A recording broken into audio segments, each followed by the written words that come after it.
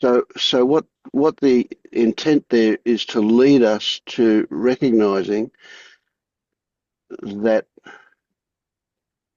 and it's a shitty way to put it, this moment isn't a moment, it's an experience. It's not an experience, it is experiencing, it's a verb.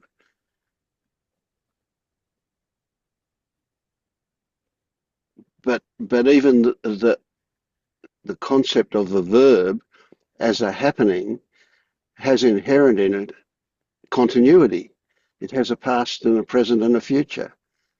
And that's not the case.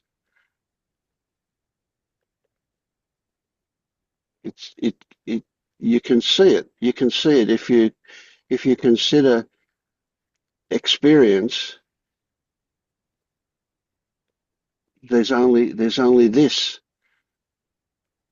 And even that is an intellectual thing because the experiencing of experience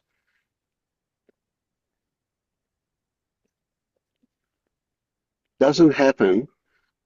Is we our awareness of experiencing isn't of our experiencing. Our awareness is of a memory of our experiencing because there's a lag time between when the experience happens and when we bring our attention to it or whatever, even though it might be a very short lag time. So consequently, experiencing isn't something we're aware of. That's really, really, really getting into the mind boggle kind of area. But yeah, it's it's an interesting one.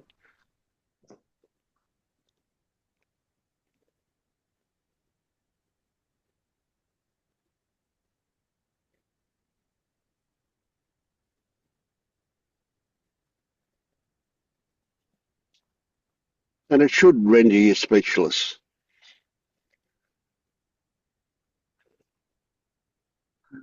Good. Mm.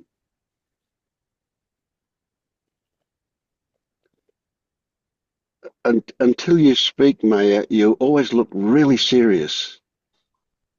And as soon as you speak, you light up.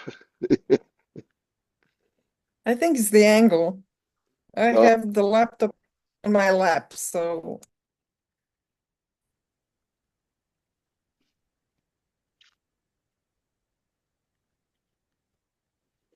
yeah.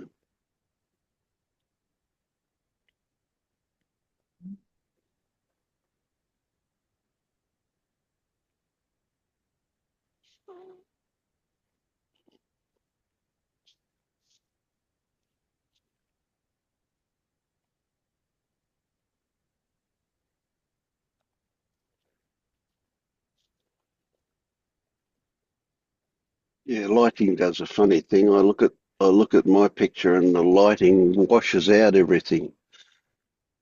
Mm. and I was just looking at myself, how serious I look.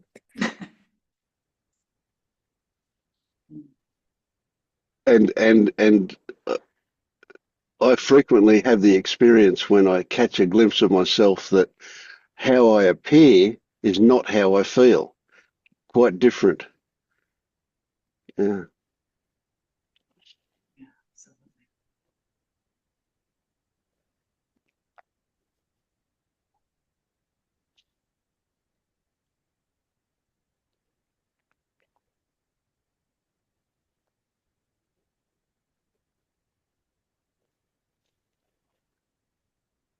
So tell me, Monique, a little about your experience since we last talked.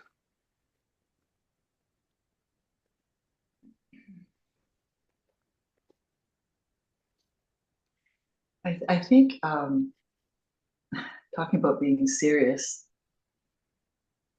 I also realized how serious I was about this spiritual work. And then I took people who were very serious seriously. I thought they must know something. But my experience with you was felt very light, and it resonated with me at some level that I still don't understand. It just resonated me, and it's almost like I felt like it gave me permission to just be that.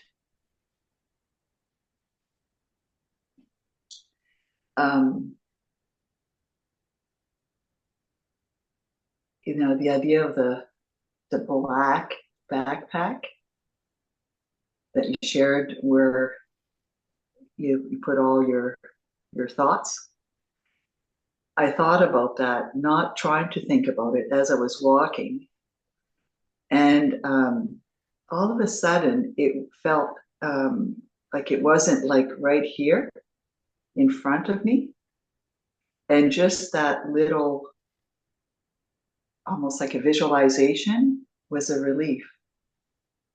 And the idea that you were suggesting that, you know, thoughts are a little bit like I might be misinterpreting, but it's my understanding of it, that the titles come up and these are thoughts, and you know, they're just there, very random, and that they're pretty they're not very sophisticated, not very complicated. They're just there. That was another, like, what? But they feel like so big. My thoughts feel so big. They feel so sophisticated. They feel so intelligent and knowledgeable. But all of a sudden, it's like what I heard was the opposite. And I realized that's just my experience. When the thoughts come up, they feel very engaging. And then the thought that I could just look at, the title could just be there.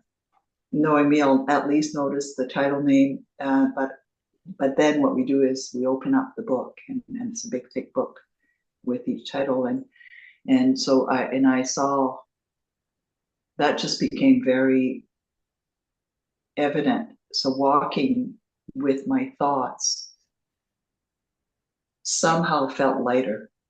Yeah. Just a little lighter, not as serious. And when they came up, I literally asked Monique, do you want to just read the title, or are you going to open up the book? Excellent. And yeah, so maybe it's just a diversion, but I just honestly feel a little lighter. That's a huge thing. Yeah. Oh, I hadn't thought about it like that. I hadn't thought that what you alluded to there was the weight that you were giving thoughts, the importance. Like importance equals weight, and weight equals heaviness, and heaviness equals stickiness, and so on. Yeah, and no, they don't deserve that. They're all, as you say, random is not quite right, but yeah, random is our experience. You know, where do they come from? We don't know. Where do they go afterwards? We don't know. What they're going to be when they turn up? We don't know. But we do know that the nature of them is conditioned, right? You people, you know people who might describe as glass half full or glass half empty people. Well, that's habitual. The nature of that is, and it's learned very early in our life. So our relationship to our thoughts, and it's not the thoughts themselves, it's our relationship to them that really, really directs our experience. Mm. That was a good explanation. I like that. Thank you. That came from you. But it's just I really enjoyed the lightness. I can't express it well, because it's like a weight was lifted. Yes, And yes. then it allowed me to look at the thoughts, just notice them anyways. And you know, when they feel light, and also notice that sometimes, I guess that's how I experience it, the weight, feeling it, the weight of it. Yeah. And then noticing where I felt it in my body. And then just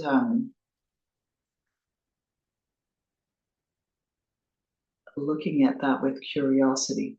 Yep. That's the other thing that I picked up from what you said. Yep. Of So how course, about, initially, yeah.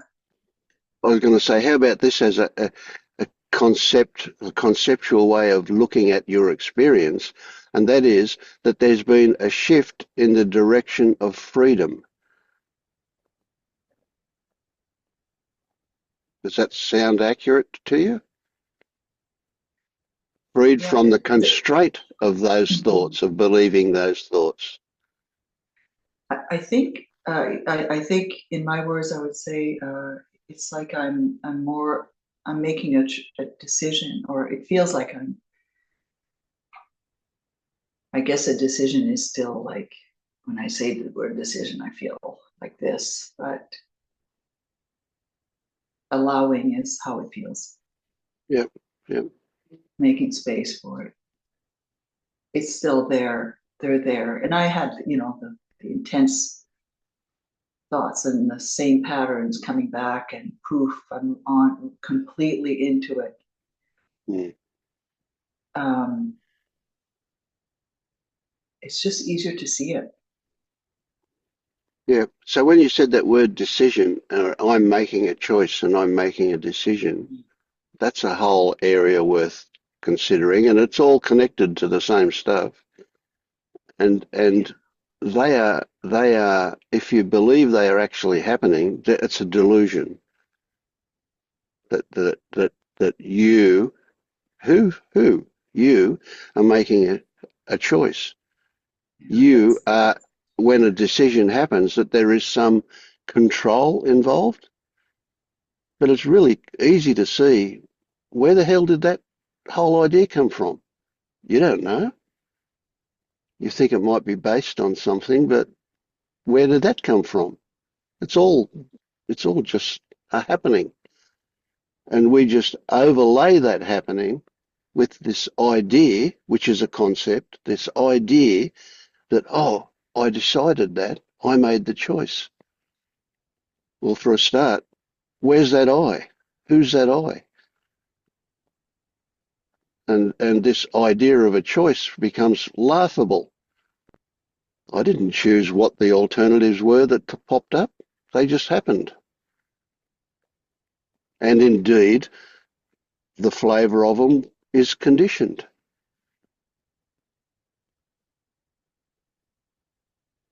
by my experience, by all of the circumstances in which I was surrounded with in that experience. That's what shapes the nature of all of this stuff. Right. So there's an interesting paradox here. Well, it's not really a paradox, but it could appear to be a paradox. An interesting paradox is that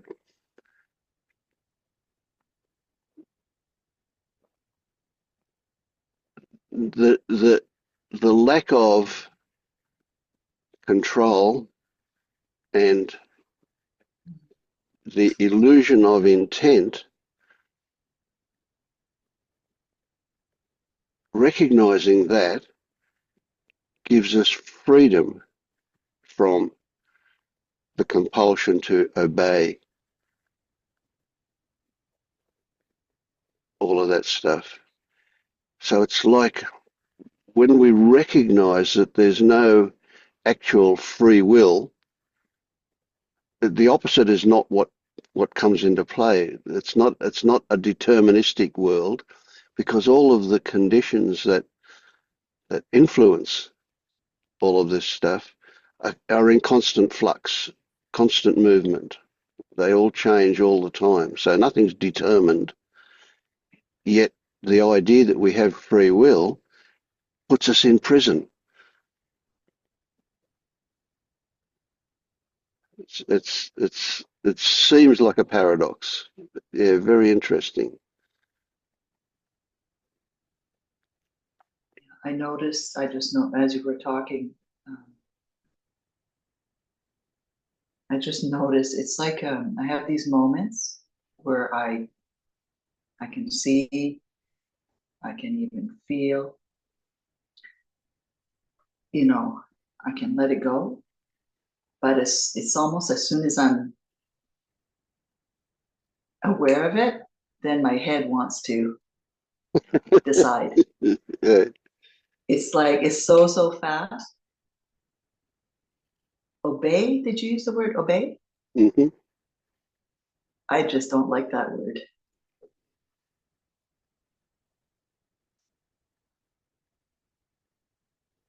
Well, when we're deluded about the way things work, we are obeying. Yeah. That's what I'm doing to myself. Yes. Yeah. Well, we're our own prison guard. We lock the door ourselves. We lock ourselves in there because it feels safe, you know.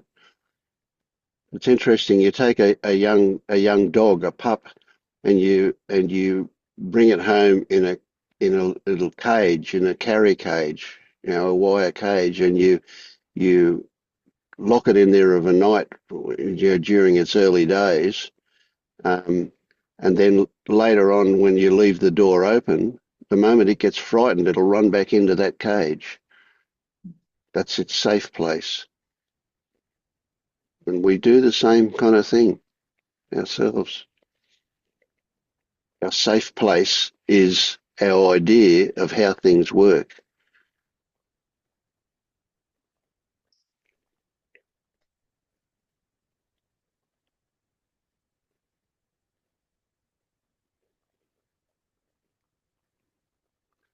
Which is interesting because in my mind it just led the idea of being an explorer,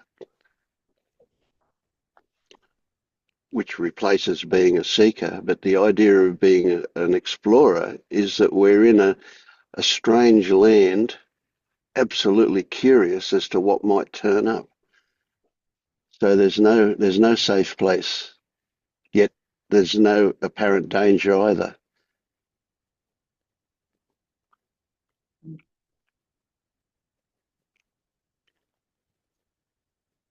Mm.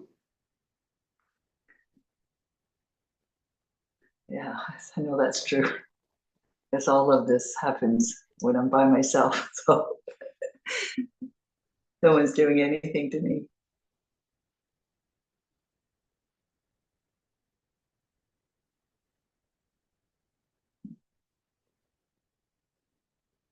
Have your recent experience been, Maja?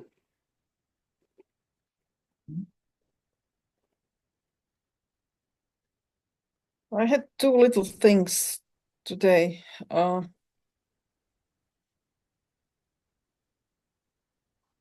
The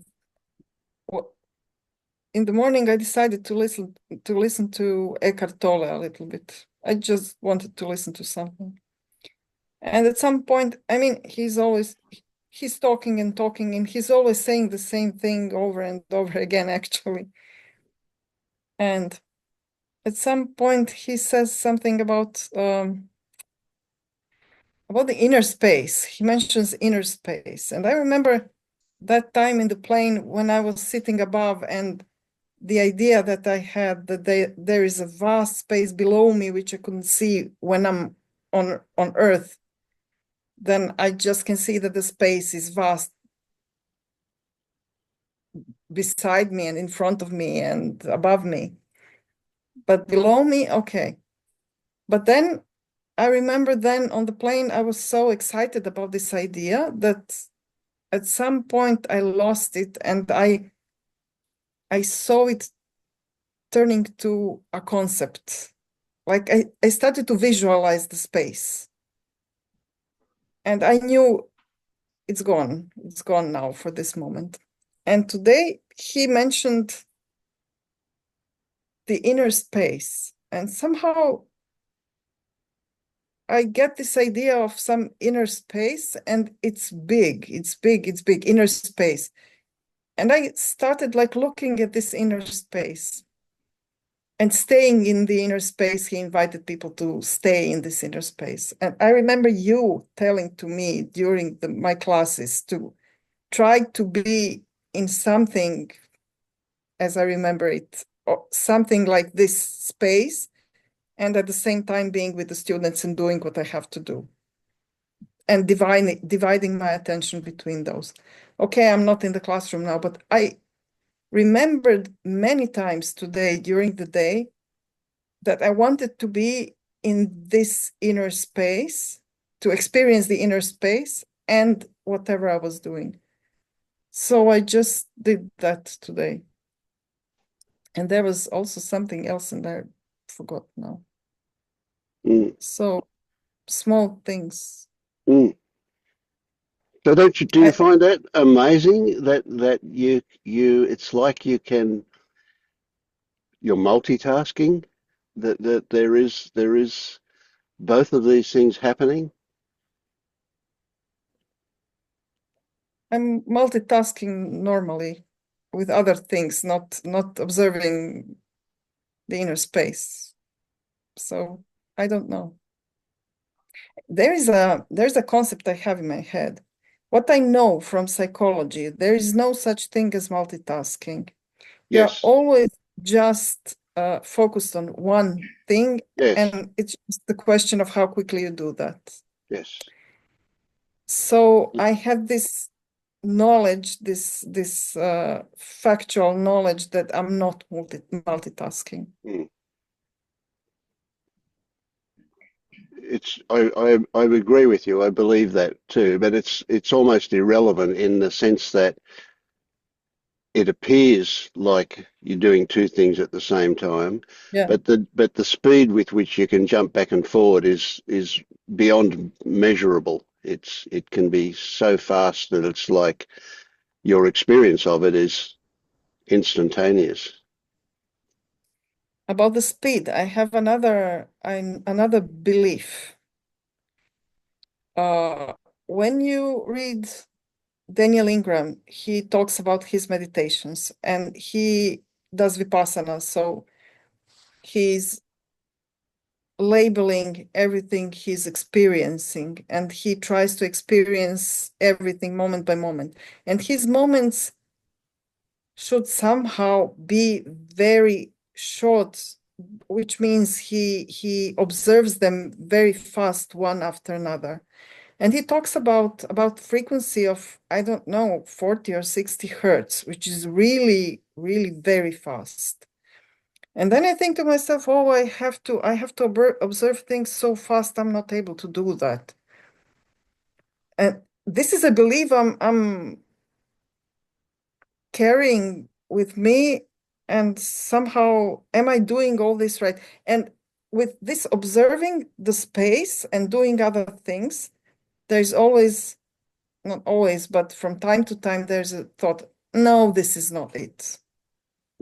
This is just some rubbish I'm doing. It's just playing it. Yeah. It's nothing.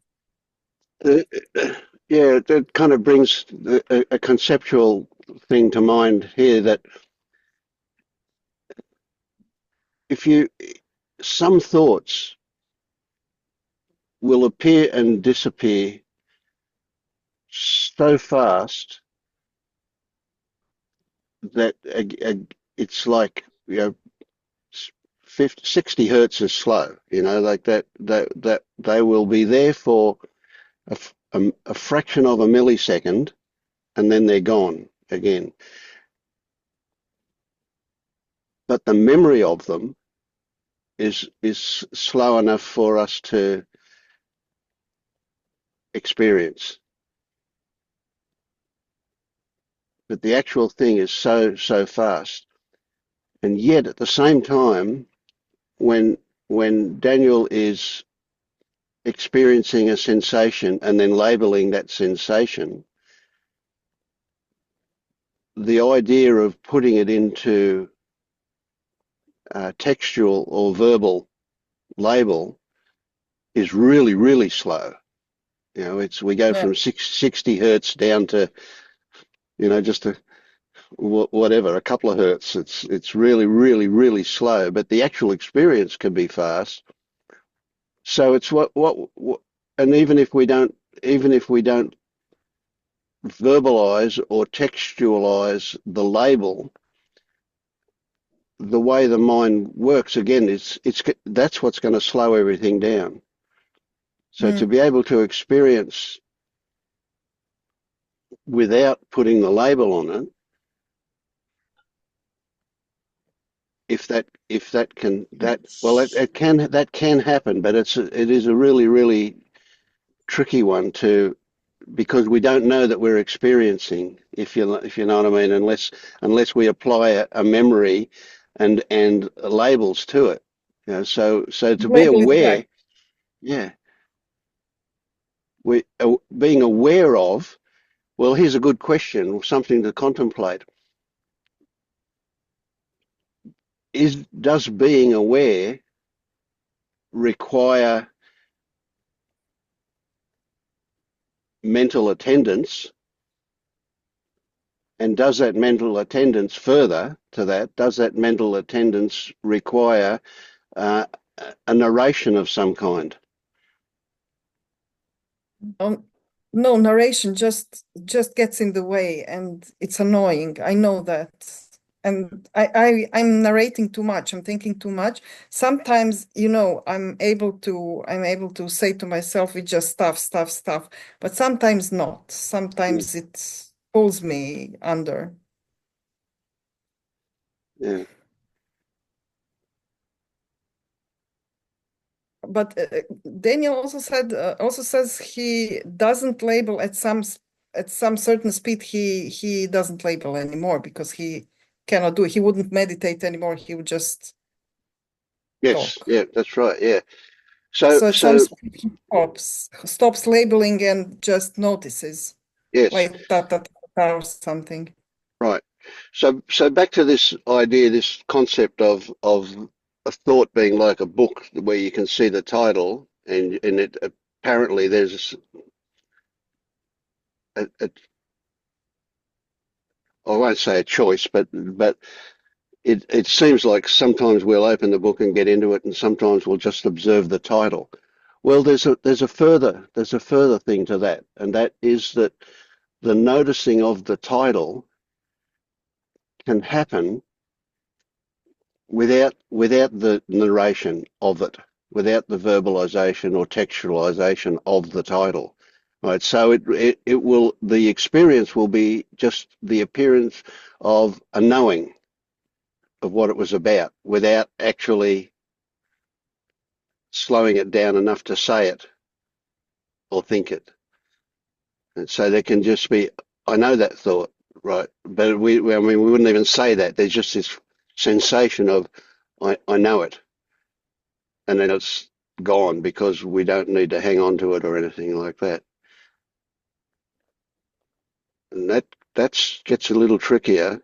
Uh, if because our inclination will then be to prove to ourselves that we know it by slowing it down and having that narration. But I just if you just watch, you're not even watching it go past. It's just the experience of its existence momentarily, fraction of a second, fraction of a millisecond, and then just knowing of it. uh, And even knowing is well, it does convey a particular sense about it, the knowing, but there's no, we're not going to stop and prove that we know. Yeah, I think I have experience of this when I said, "Oh, there is stuff." I just noticed there is something, and I don't even need to know what it is. that's right. But You don't need to sometimes know. Yeah, yeah. sometimes I have David Attenborough living in my head. I mean, Yep. And he talks very slowly, very deliberately. yeah, mine is on fast forward. Yeah. Yeah, this just noticing how stuff in the head works is infinitely amusing and entertaining and great discovery. We discover so much that we never thought of in all of our life. We took it for granted and never thought about it. And then all of a sudden we go, what? Look at that. And then I believe or if I'm not able to notice things as quickly as Daniel, I am not getting anywhere. So this is a Oh, belief. This is a so belief. that's opening that book about your your level, your the measurement of where you are, where you Yeah, need to but be. So it's opening another book about where you could be, where you're going to get to. Yeah. I would need to sit very much, a lot of hours to get there, because Well, this that's a speed, story this too. That's a discipline. story as well. You know, this doesn't require Right, effort and time. Yeah. right. Yeah. Exactly. I'm just telling stories. Yeah, sometimes it's like again, it's this idea that we're so entrapped in the concept of time, that we apply it to everything, and you even think, well, people say, I'm sorry to take your time, and I go, hey, it's not my time. What are you talking about? Or do you spend time doing that? Huh? Do I spend it? How can I spend it? What's it worth? All these ideas about time just overlay again, shape our experience incredibly. And we use the concept of time to say, oh, that happened really quickly. But really, when you look at it, it's like, hang on, it didn't, it's not that it wasn't there and then it was there. It's that it always was there, and I just discovered that it was always there. So it appears to be a really quick event, but it's not Oh, something, yeah, it doesn't fit into time at all. So where discovery is a remembering, so if you cut your arm off, you dismember. And when you remember, you reattach it. Well, you reattach something when you remember. And yeah, so recognition is often really a remembering, even though you never knew that you knew it before. Yeah, yeah, exactly. Yeah. It's something that must have been there before for you to be able to absolutely. recognize. Yeah, yep. Okay. And there's a good logical concept as well that whatever you imagine about anybody else or anything else, I guess, m must have somehow been part of your experience for you to be able to imagine it. Right? So it Yeah. it it introduces the idea of how do we ever have a purely 100% new experience mentally or otherwise? No. There's always an evolution from something that already exists. We can't imagine something we've never imagined before Yeah. unless it's based on something that we already have experienced. Yeah, And creativity must also then be something we are creating from something that we know. We are just absolutely, absolutely. Yeah, assembling. There's also one thing that I was contemplating before many times when I'm on the street and I'm looking at faces and I see anyone, then I think this is a face that was possible, but I never thought of this face. You get it? hmm hmm And it's somehow this face exists, and I'm in theory I should be able to imagine any face, but I never thought of this face, and I'm seeing this face now. Yep, yep, yep, yep, yep. I get blown away when I could sit in a shopping centre for hours and just watch people. I get blown away by the infinite variations.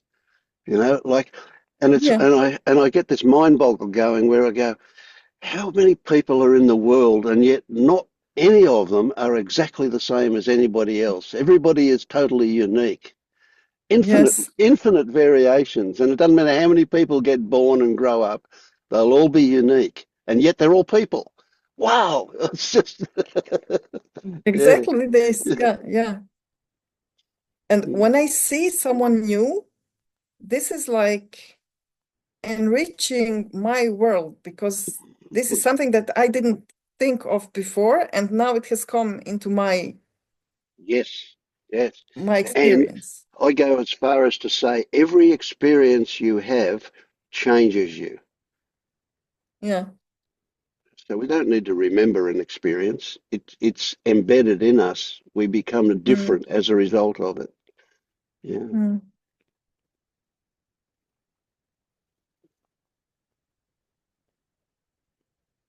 And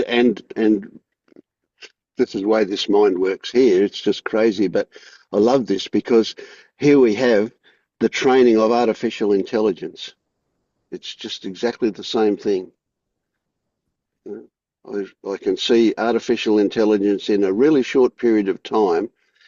See, at the moment, everybody's training artificial intelligence, but some people are at the stage, or some artificial intelligence is at the stage where it's training itself. And when that happens, the speed of what would you call it? Improvement, the speed of expansion, the speed of adding to what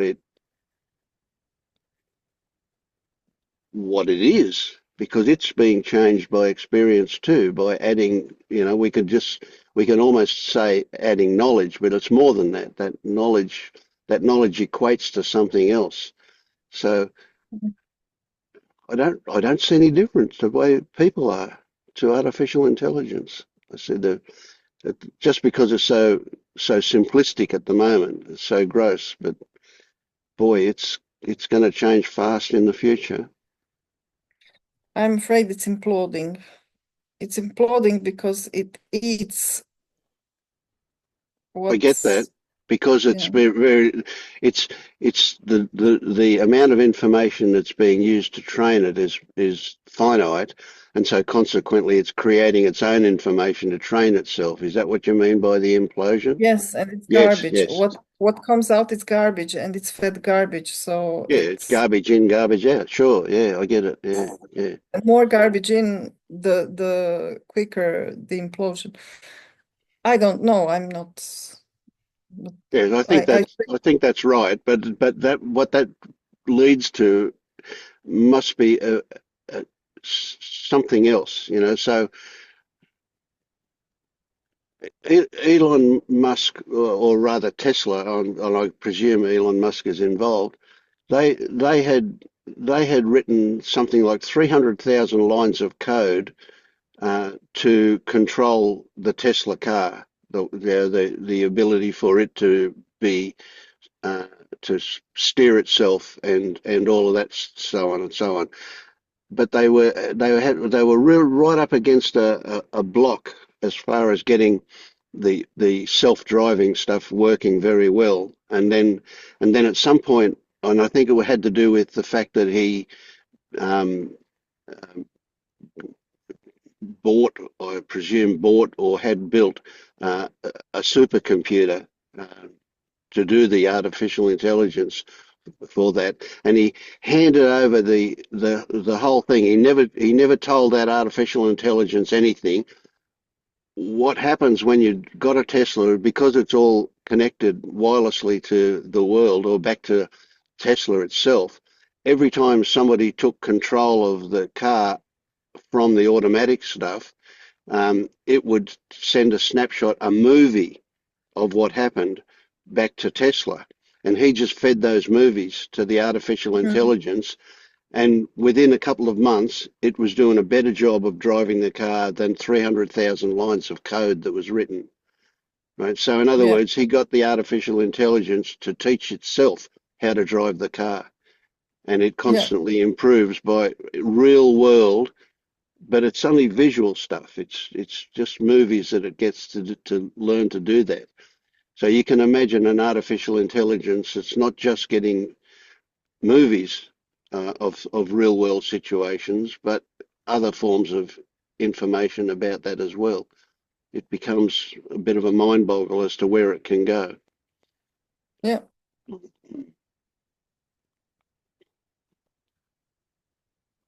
And crazily, we like that supercomputer, our brain. I mean, the amazing thing about the brain is that if we were to build a computer, even a supercomputer, even a quantum computer, apparently Google's got a quantum computer that's almost ready for commercial release at the moment. Even if you took that, uh, you're going to build something the size of a building or bigger to be able to do what the human brain does, and the human brain does it on something like 80 watts of power. And whereas the the power that artificial intelligence is using just to run the servers at the moment is mind-boggling at how big they Yeah. are, how much power they consume. Yeah.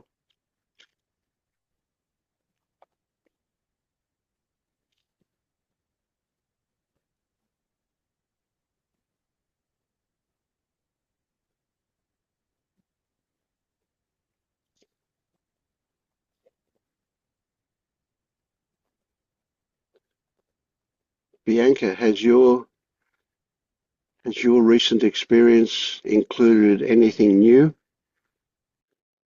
anything different?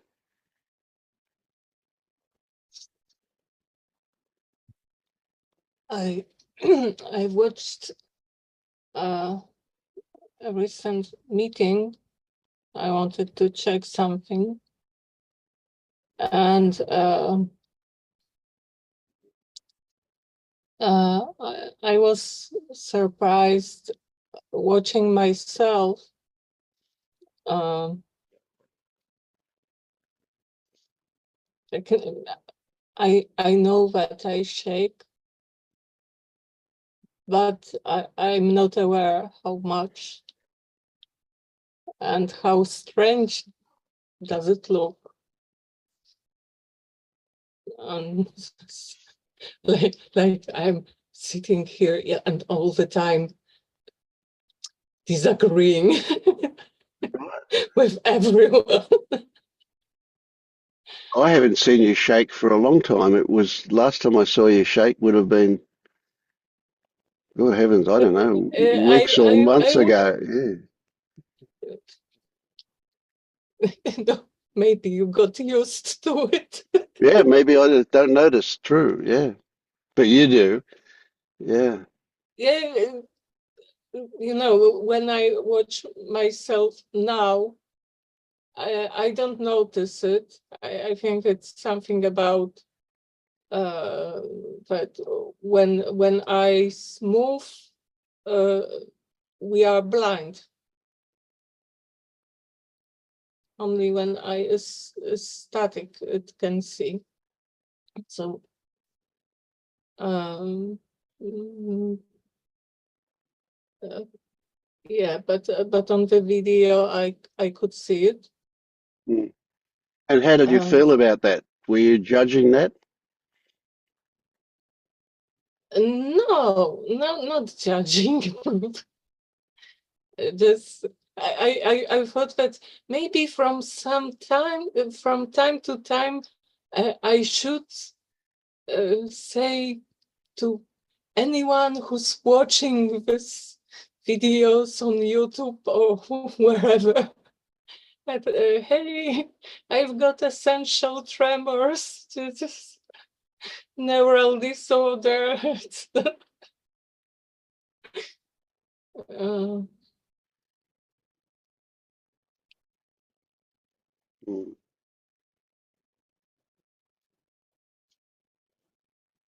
It's a but tricky then one. When we uh, watch ourselves, it can be a double-edged sword. We can be critical of it, or we can discover things just to see ourselves. But that's a very powerful feedback loop to watch ourselves on video afterwards. Yeah, we'll discover things like when you simply hear the words that come out of your mouth. It can be amazingly revealing, and yet when they come out originally, we don't not even aware of what we're saying sometimes. But when we watch it and hear it objectively, it changes our experience quite a bit.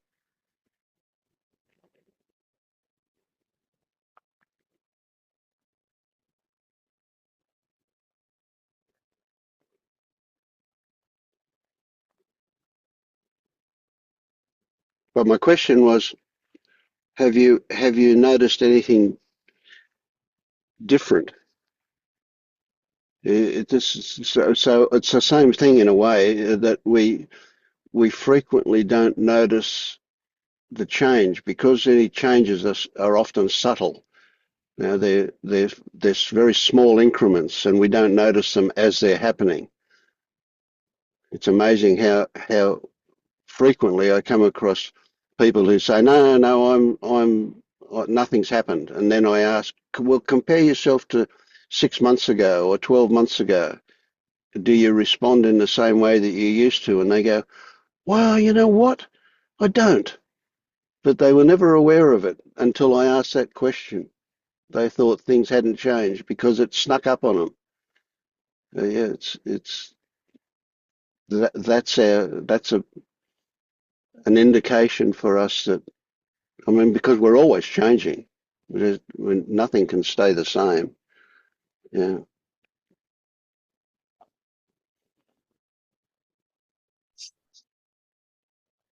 I mean, one strange thing happened, but I was watching a YouTube video, and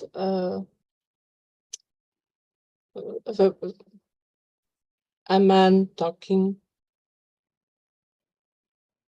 and somehow it shifted. It's that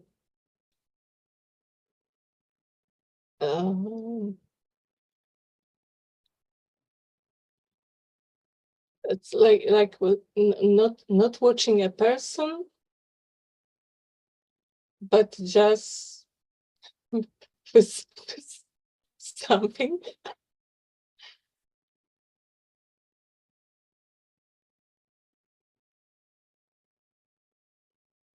It was a bit like watching a puppet, Hmm.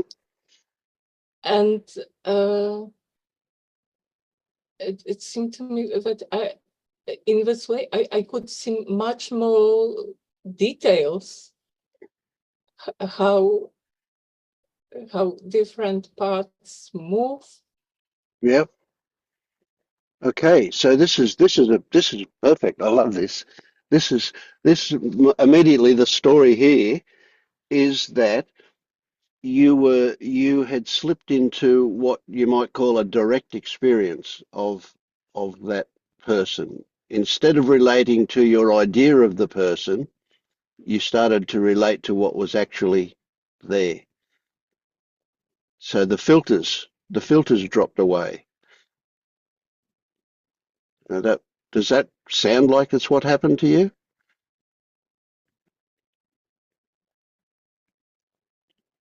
So when we say that's a person, it's like it includes everything. There's the whole picture of a person. But when we're having a direct experience, there are, even to say there are individual parts is kind of like the same thing, but there are individual aspects that the way the mouth moves, the way the eyes, the way the eyebrows go up and down, the head movement, all of that stuff almost becomes individual. And that's what's noticed. But more than that, it's much more complex than that. That's simplifying things too much. But yeah, so there was the experience of what was actually happening. And you may not have even been hearing the words when that was happening. You were so involved in what was coming in visually that's what was noticed, maybe. I don't know. But yeah. Yeah, This, yeah. it was like it was more physical,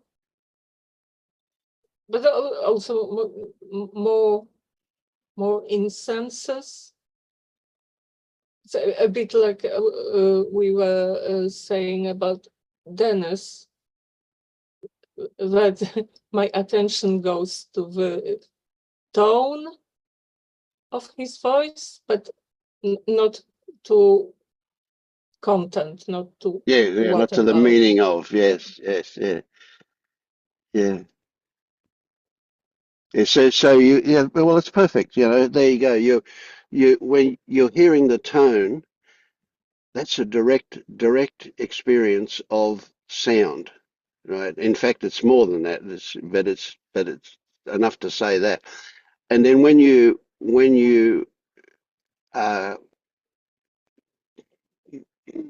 when you are cognizant of the content, you're back in your head thinking about the meaning.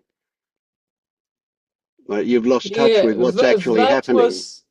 Yeah, that was the next thing that came to my mind now. That I was watching, but not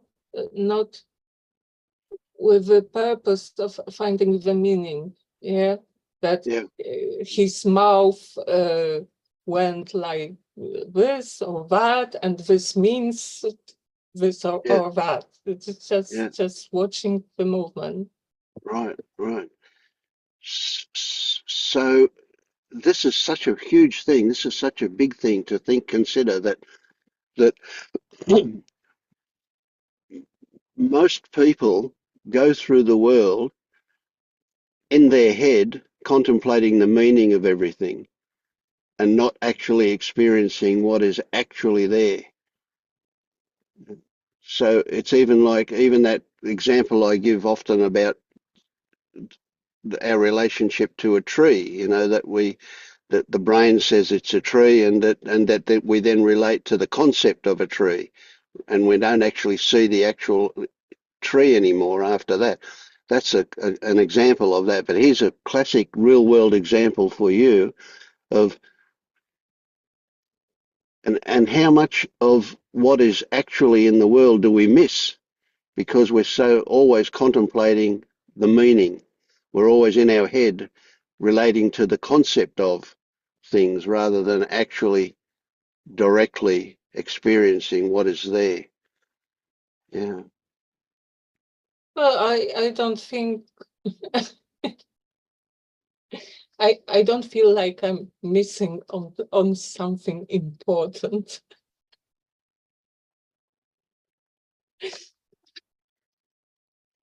It's no. Yeah.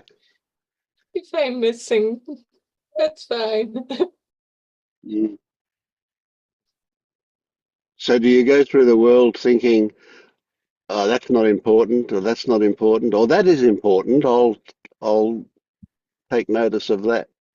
Is that Well, is that I think that's we do how do the that? mind works. Mm, It filters what is important and what is not important, and yeah, I don't make any decisions about it.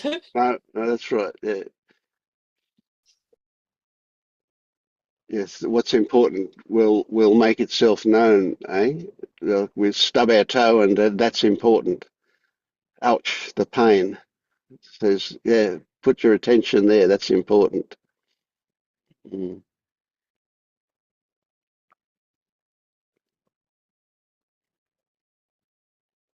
And but yeah, we go straight to the meaning, and well, these are just shortcuts Yeah, because yeah, and that's the nature of our it brain it as a it predictive organ. requires it requires a lot of energy That's to right. perceive Yeah. things. So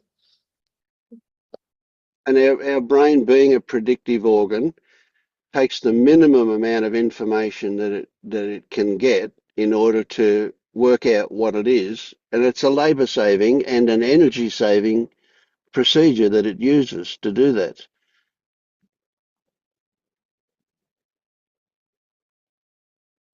The problem is that it can save so much energy that we don't actually relate to anything in real time. It's always relating to a concept.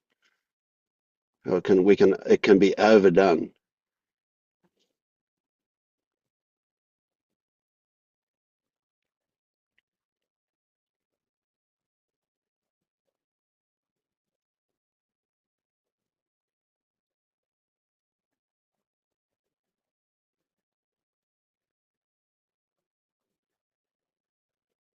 doing that direct experiencing thing, when that happens, that can incite maybe guilt about being narcissistic. You know, that we're always focused on what's going on in ourselves, and so that's against the rules of society. We shouldn't be that way. It's not really a contradiction, but it can appear that way for some people. Why?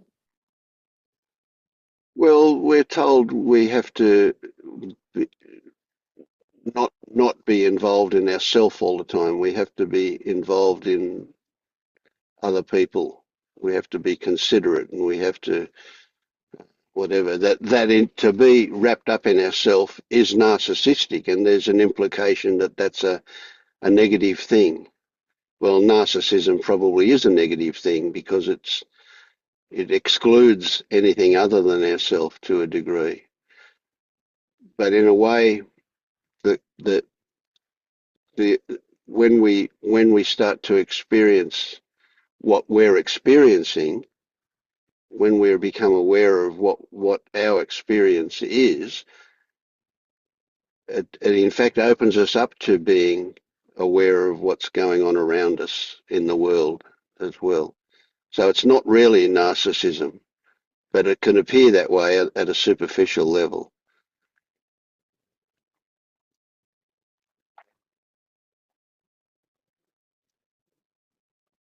Society's full of rules, isn't it? And one of those rules is don't be self-involved.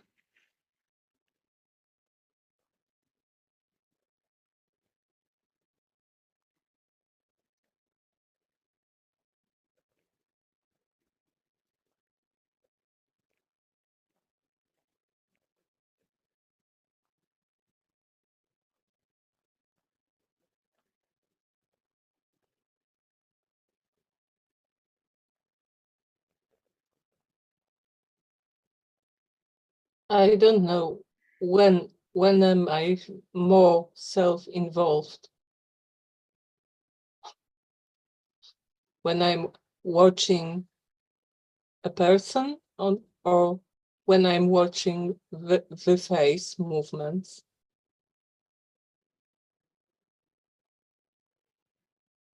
Yeah,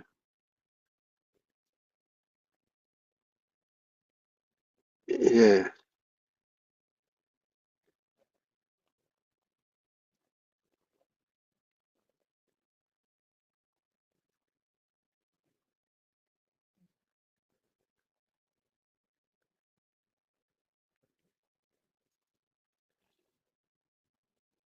yeah. It's very complex, isn't it? Um,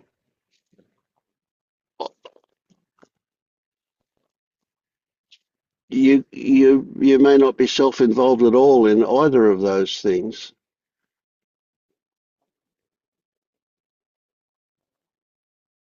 So it's not what's actually happening, but rather our relationship to what is actually happening is what we're talking about with that self-involvement. I mean, so somebody who is narcissistic, that self-involvement is pathological. That self-involvement, I guess, has some kind of a judgmental kind of thing going. So we're talking about the relationship of it. So the narcissist is going to say, "I'm more important than everybody else," um, in a way that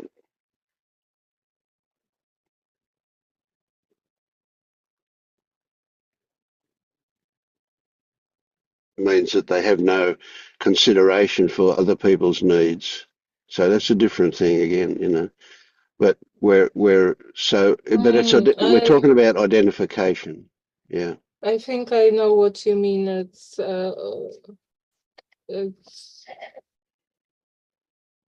more about what I call this duty to engage in human world. I mean, the world of meanings,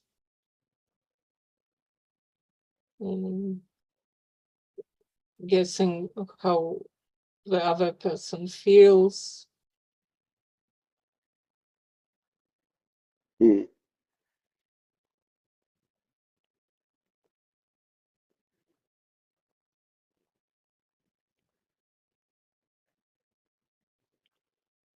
Yeah, that just stimulated a memory in me that I had. I was thinking about something you said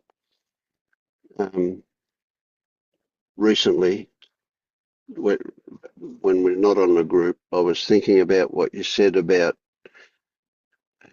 if that genie and that wish, and you would wish for complete annihilation. And I thought to myself,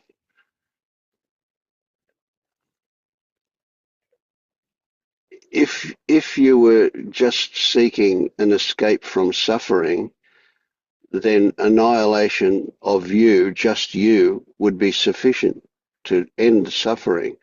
But your wish was for annihilation of everything and everybody. And I just wondered why that extension? What was that extension about? So the idea for you that if all of existence disappeared, that would be a better thing. I just wondered why that, not just personal existence disappearing.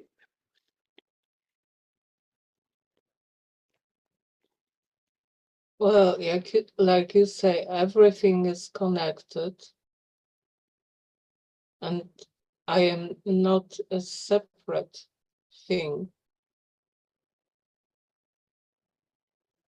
from So the rest. if you just had personal annihilation,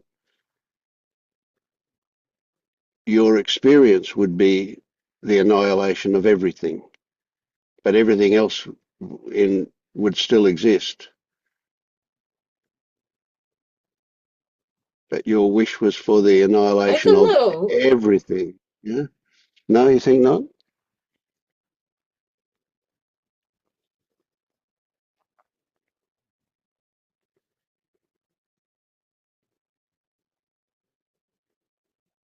Are you saving everybody else from suffering by wishing everything to go?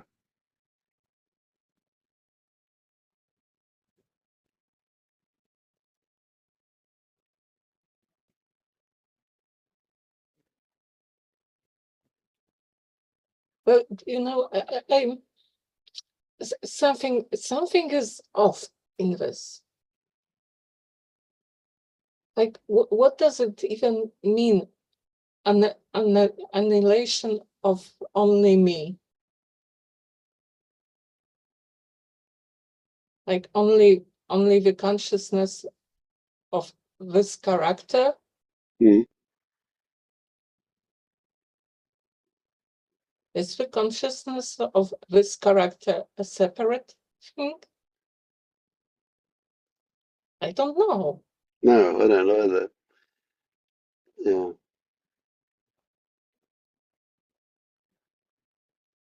So that hints for me that you are in touch with the connectedness of everything and everybody. You Maybe it was smiled. Is that going too far? maybe it was just a practical approach, because if I meet a genie and ask a genie to annihilate the consciousness of this character only, then I'm not out of it. Right. So better be safe than sorry. We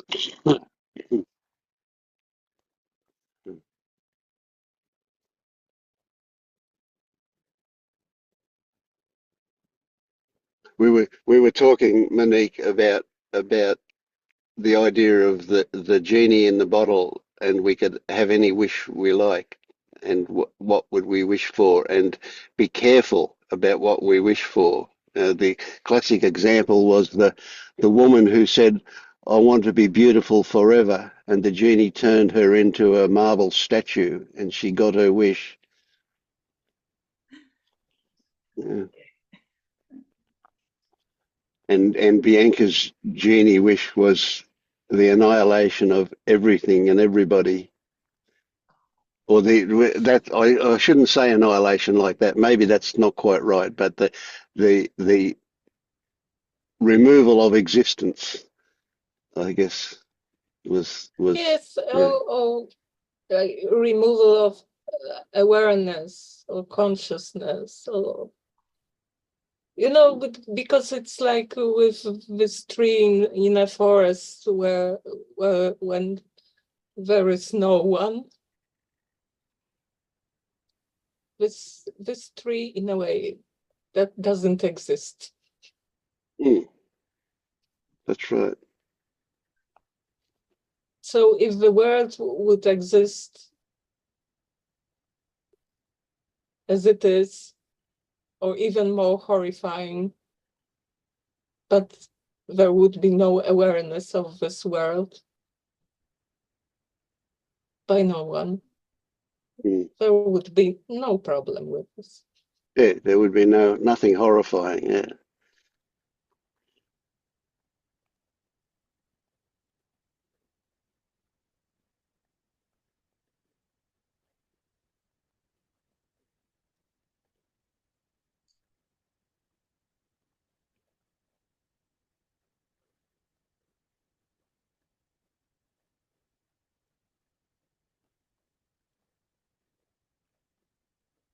I'm hearing it differently, that the awareness, is it the awareness that causes the suffering?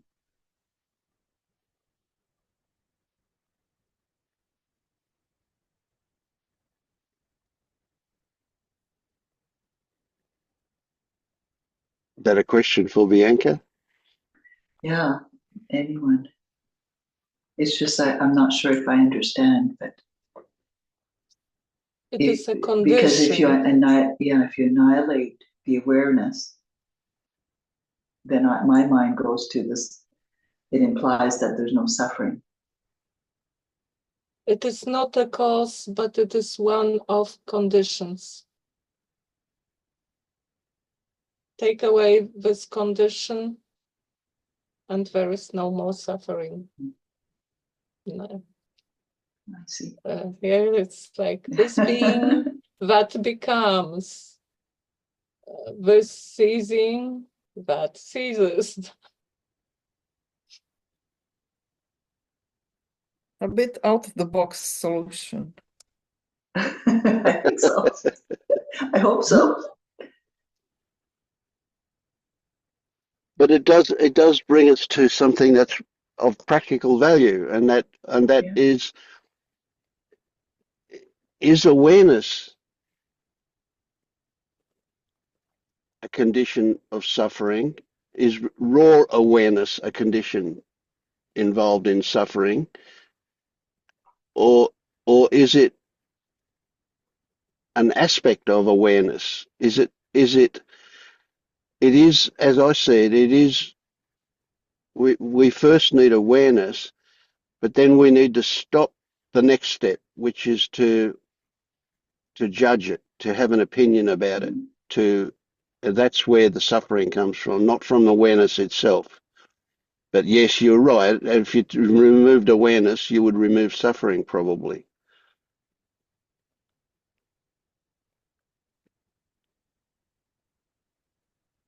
And I could even go as far as to say it's not awareness of what is actual that leads to the suffering, but awareness of what we imagine is real.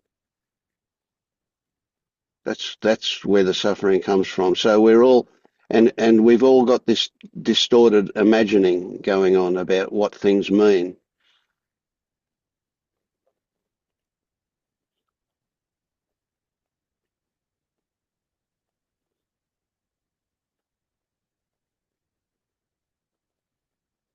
What are your thoughts, Ramesh?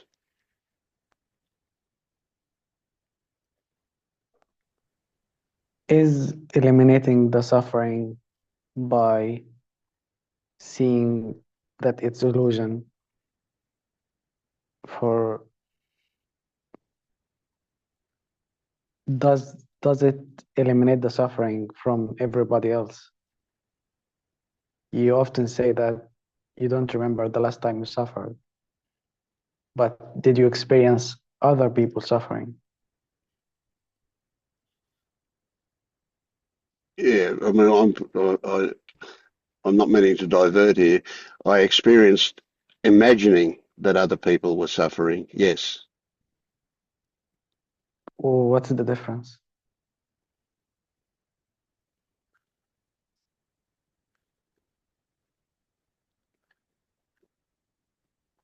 Well, I guess something about mirror neurons in the brain, and when I imagine somebody else is suffering, I do actually experience a version of suffering myself, but it's not. I was going to say it's not my suffering, but I mean, obviously it is my suffering, um, but it's doesn't have the intensity that it once used to. So once upon a time, there would just be intense suffering when I experienced somebody else suffering. And then after waking up, the response to other people's suffering was the desire to fix it, wanting to change things for them. And I guess a version of that still exists, but the intensity isn't the same as it used to be. So there's much more of an objectification of it, which reduces my personal experience of suffering.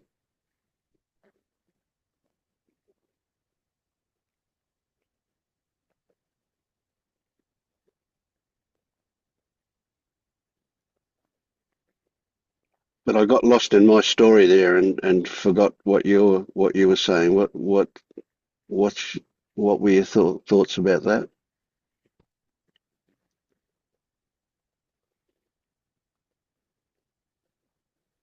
You were asking about whether awareness was.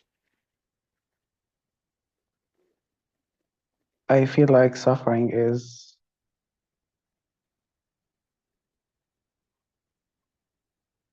um,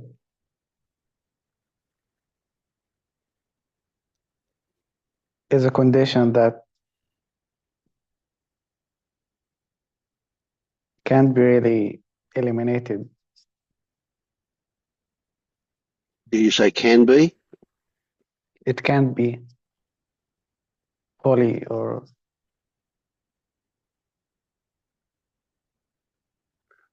I still it's didn't quite hear foundational. your word. Did you say can't? Can't? Yes, yes, it can't. Yeah.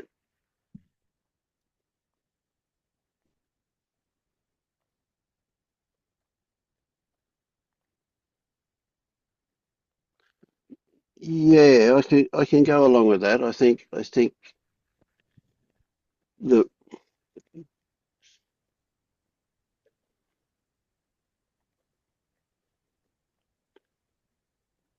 it it can be transmuted into something. You know, one of the things that Penella says is, who are you to remove somebody's suffering? You might in fact remove their motivation to wake up. It's not your job to remove somebody's suffering, she would say. Well, so just using that as a way of looking at the idea that suffering could be a good thing. So then if we have the perspective that suffering is a good thing, is it suffering anymore? suffering seems to imply something that we want to get rid of altogether. We want to transcend it,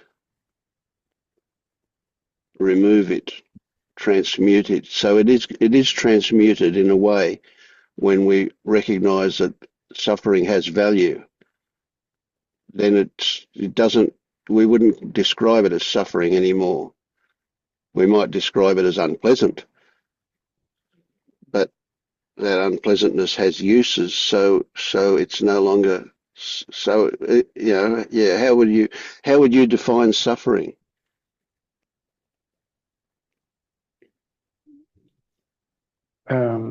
Resistance. Not wanting it. Yeah.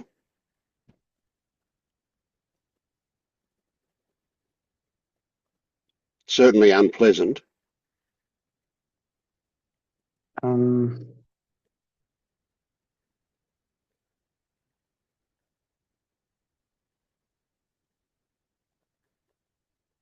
I'm thinking like in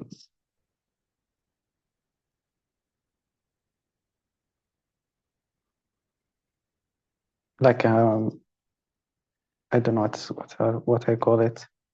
Like if this is like a game we're playing, and there is the possibility to turn on the suffering mode or turn it off, and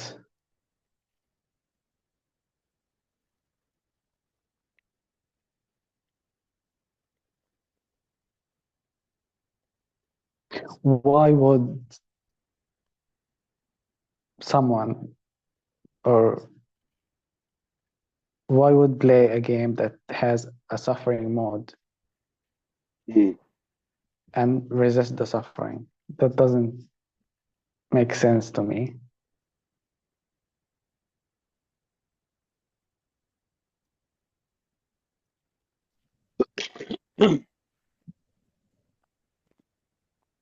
Can I chime Yes. in? Yes, please. Don't ask. Just do it. The first time I came here, I remember what I said. I said, there's something itching in me, and I'm seeking for such a long time. And it's so unpleasant if I didn't know that there was something to do about it, that there was some kind of awakening that could help, I would be suicidal. This is what I said. But then few days or few weeks, I just turned it around, and then everything that comes my way, I just watch it as an opportunity to observe and to analyze. So the things that would make me suffer before, a month ago, 2 months ago, I say now, bring it on, anything. And there is so much less suffering, and it never occurred to me until this discussion between two of you. So It doesn't. that brings me to ask the question. When we're trying to define suffering, we can say it has certain characteristics, and one of those characteristics would be that it is unpleasant. One of the Yeah. characteristics, yeah, there are various characteristics. Would you say that suffering has inherent in it, is one of the characteristics of suffering the possibility of it ending?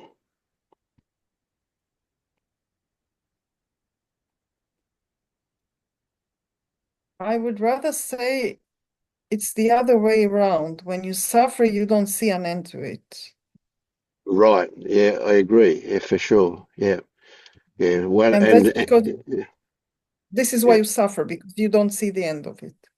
But so a person who is suicidal says the only way I can end this suffering is to suicide. I'm going to kill myself. that will end the suffering. So there is that. It does have an inherent ending in that way, at least. But you discovered that. See, and it's really interesting, isn't it? You discovered that suffering is an opportunity. So did that Yes, discovery change suffering to not suffering, to something else? I We would wouldn't say so. we wouldn't call it suffering anymore, right? Yeah. Yeah, it's a play. It's a game now. Mm, It's a game now. And to the other part of the question, why would I, if I know how to not suffer, why would I suffer then sometimes? Because I forget. mm, I don't remind myself in every moment when it happens. It just doesn't occur to me every time. mm. Sometimes I'm carried away with it and I have to suffer. There's no choice then. I would even go as far as to say that when we are suffering, that is a preferred unpleasantness to what we imagine could be underneath it. That Sorry? suffering keeps us from something much worse than suffering. At least that's an idea. My mind, What would be worse than suffering? Oh, sheer terror, fear, guilt. Suffering is isn't Yes, that fairly. but also suffering? Isn't that also suffering? Yeah, I guess. I guess it is. Yeah. yeah, but in my When I, case, when I, I'm open to everything. I welcome everything just to look at it. Hmm. Oh, it's unpleasant. Oh, great. Let's look at it. Yes. So it's that's not Um, suffering, and suffering has inherent in it the idea that it is endless. Yeah, and yeah, then yeah. that's yeah. I wanted to add about this suicidal thoughts. It's and I think it was not so much that this would end, but it's like if it continues, I will start to bang my head against the wall. Yes, yes, Not because it helps, but because I'm going insane and yes, the body is doing whatever, yes, and it's even worse. yes. But it's just losing control. Yeah, It's just exactly, going insane. exactly. I find suffering is um, like when I try to justify the suffering, my mind comes with these theories that I want to suffer or someone else fucked up and I'm suffering because of it. Um,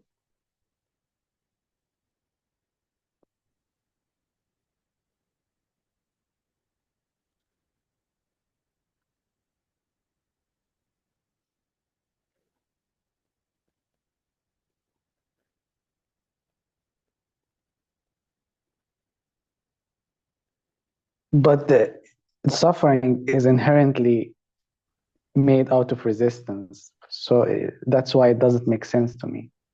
Hmm.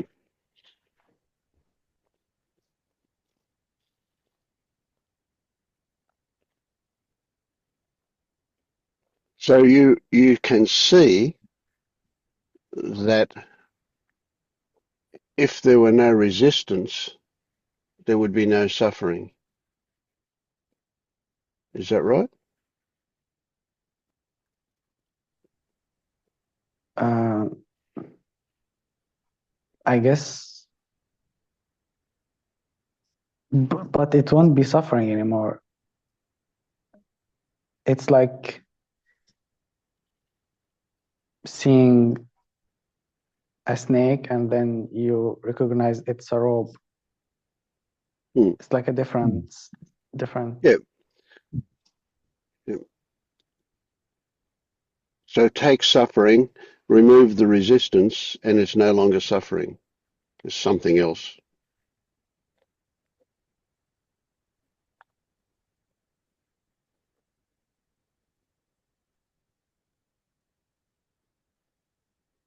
In fact, that's what Maja was experiencing, that suffering becomes opportunity.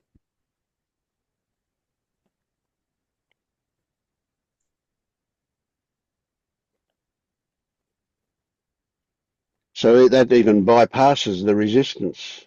So if we're involved in suffering and we experience resistance and we want to remove resistance, it becomes a job that's possibly not going to work very well. It doesn't happen. But when Maya saw suffering as an opportunity, she bypassed resistance. It was automatically gone.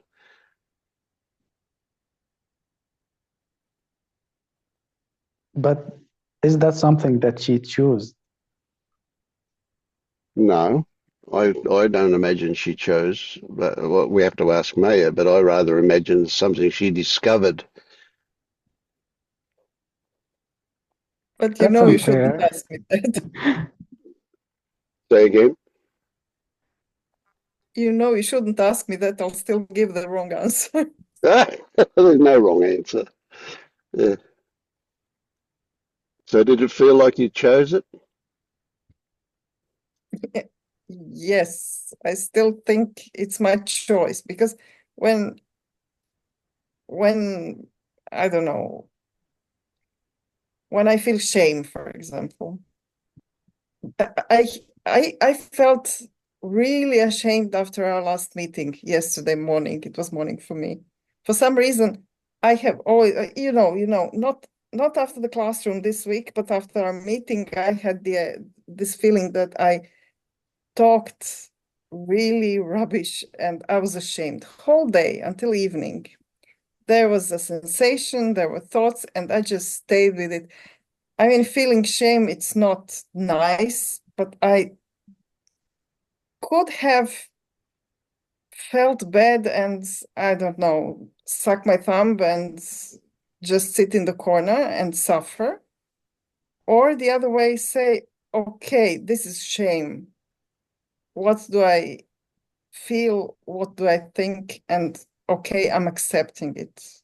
I feel ashamed. I know it's stupid. It's stupid that, like everything else I feel and what I think. And be it, so be it. I feel what I feel, it's so be it, and okay, I can look at it. Do you feel like that change requires, if you say that it's a choice, doesn't mean or imply that it was the same Maya that was suffering and using suffering? You see, this is something I'm still very bad at, so I would say that I did choose it, but somehow I have to trust you guys. Which Well, don't Maya do that. chose? Don't trust. Yeah. Okay, We don't don't want trust to. that. We don't want to instill beliefs. It's all Yeah, about I know, discovery. Yeah. I know. Question everything. Mm. Sorry, Rose. Ask your question again. I said, which Maya chose? Yeah. The one was suffering or the one recognized that? You have a choice. Yeah. One that believes that. Yeah.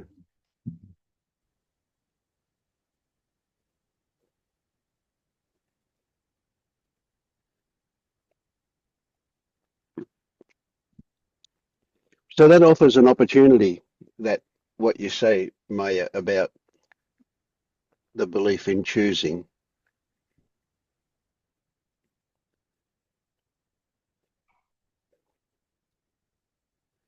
and the opportunity is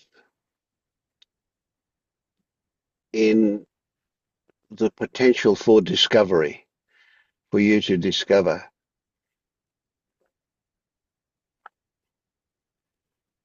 And with this kind of thing, frequently the resistance to recognizing what is actual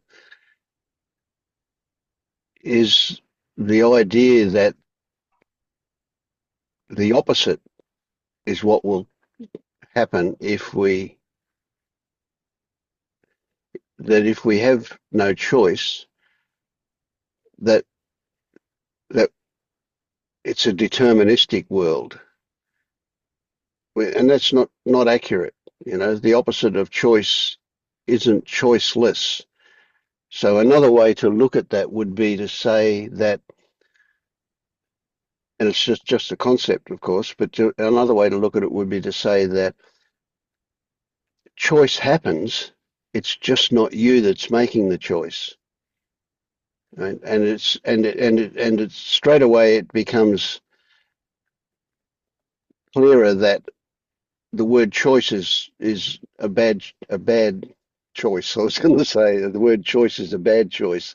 You know, the word choice becomes really inaccurate, because choice implies uh, control and intention and so on.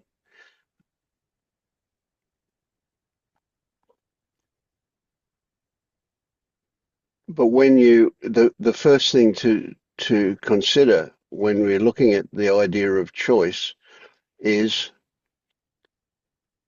there are alternatives. So choice implies that this or something else. We choose between two alternatives. And we often use the word choice when no alternative appears to us. It is almost the choice between doing or not doing, between that or not that, rather than that or something else. And it could still be seen as a choice.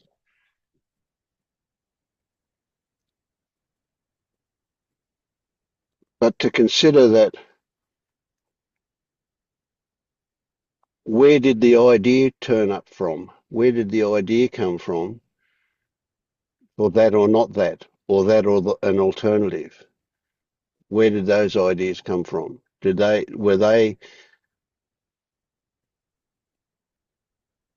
intentionally derived from somewhere, or did they appear from that mystery bag?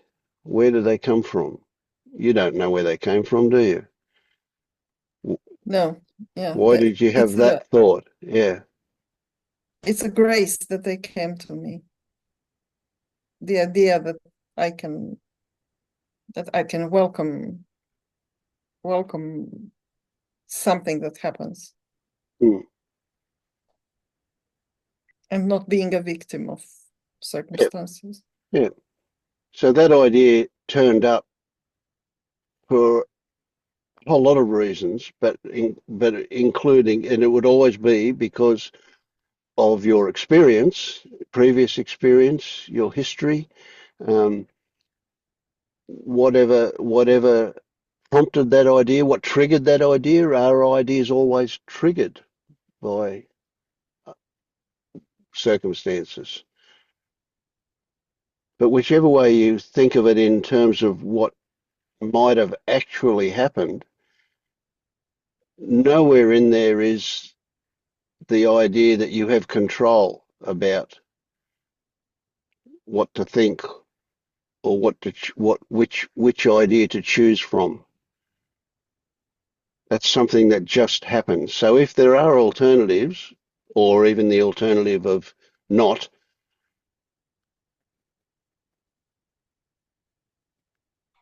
whichever one whichever one happens, it just happens.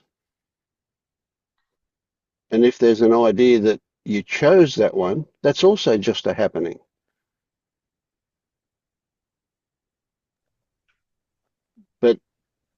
if the idea that you chose is a happening, it's kind of a waste of the energy that you put into that idea. It's a waste of the idea. Why have it? The reality is there it is. It just turned up.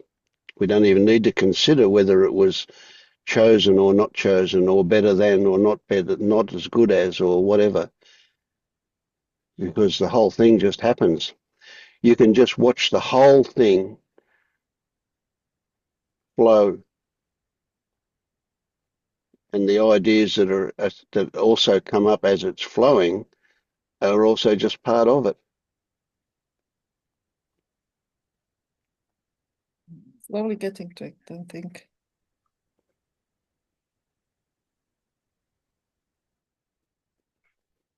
Why the experience of choice is different from the rain when it's raining? Like,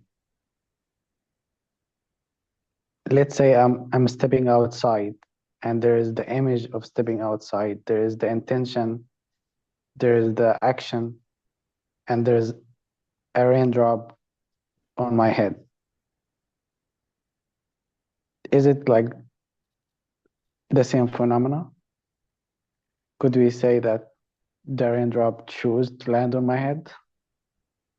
Or you chose to place yourself underneath it. Yeah, it's obvious that it's just a happening, isn't it? And that we can speculate about the details of it endlessly, but why bother? I'm just find it fascinating. Like, is the raindrop imagines landing on my head before it's landing? Like, let me do that. It could be. It could be if before you step out, you see the rain and then you imagine it happening and then it does. But it's irrelevant. It's not the cause. Correlation is not causation. Like, if everything is happening, then why the sequence of making a choice happens at all? Absolutely, I agree. Why bother? What a waste of energy.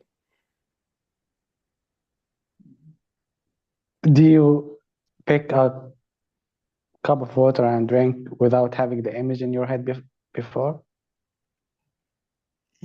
No, I recognize this. This is something that's somewhat recent experiences for me, although I vaguely remember it happening before. But no, now recognize that I frequently have the image. If I'm so I just finished a cup of coffee, and without doubt, I would have imagined myself getting that cup of coffee before I even started to get it. So when I wake up in the morning, I imagine myself getting out of bed before I actually get out of bed. I imagine myself getting dressed. I imagine which clothes I'm going to put on. Even though I don't, when I open the drawer to choose a t-shirt, I'm not, I'm not forecasting which t-shirt I'm going to get. But, but when I sift through what t-shirts are there is one that I prefer over another one. And so when I see the one that that that I have a choice of, a apparent choice of, when I see that one, then I imagine that one I'm putting it on. I see myself putting it on.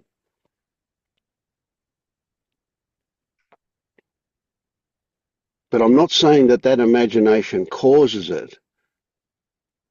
I'm just saying that I recognise in my experience that I frequently imagine things happening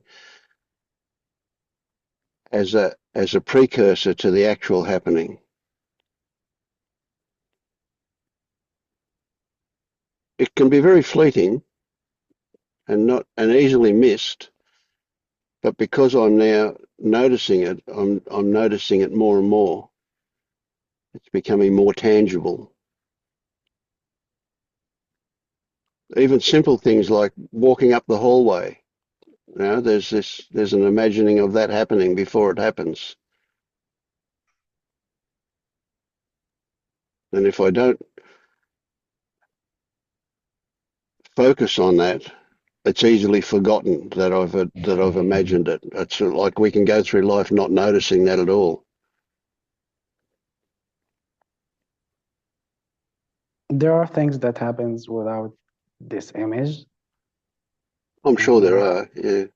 Maybe like I don't imagine every step I'm taking, but I could imagine walking before I walk. Yeah, but notice when you walk that you don't even think about avoiding the coffee table or an object in your road. You walk around it, and you don't appear to have any consciousness of the fact that you walk around it. You don't even There's no tangible thought that says don't bump your shins into that. Go around it, but you do go around it automatically. It seems like there's there must be awareness, even though you're not aware of that awareness, in order to avoid it. Is it And only just a habit, like having an intention? Like it's I'm not necessary.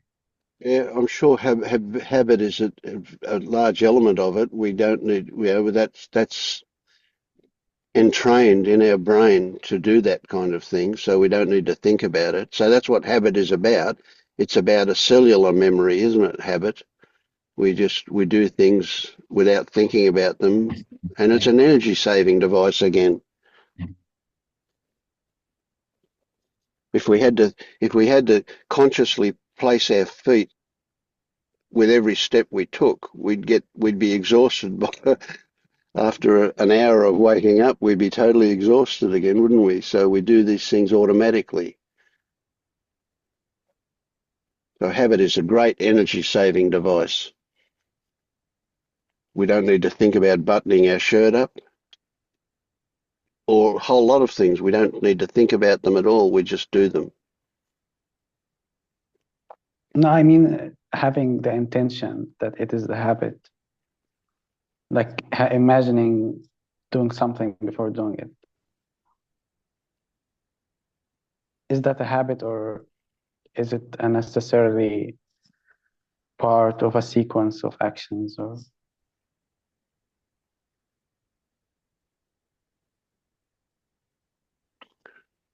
Yeah, I don't really see a difference. So again, immediately we get back to let's investigate what is a habit, um, what is intention, all of those things. I think it just happens, and it happens in such a way that we're not even aware that it's happening mostly. I guess it would be different if we were aware of it. So when we are aware of it, we are inclined to, would I say, interrupt the habit? Would we change it from a habit to something more conscious when we're aware of it? Well, I guess it depends on whether we apparently interfere with it. So when I notice that I have an image of, it's an image like a movie of me getting a cup and making a cup of coffee, that happens in an instant. That's just a flash of, like that whole movie happens in one flash as quick as a, a bolt of lightning kind of thing. It's there and it's gone and it's finished, and there's no investment in it. And I don't need to even notice it, but I have been noticing it. Um, and it's only because it's interesting that I have been noticing it. And a lot of the time I don't notice it. It just happens. I presume it happens. When I don't notice it, I don't know that it happens, do I? I guess I only know it happens when I notice it. So But is I the presume. noticing Sorry? is the noticing of something happens automatically? Does that introduce opportunity to have more conscious intention about I get what, examining it? yeah, Or I get what you mean, yeah. I guess, yeah, I guess it does introduce opportunity.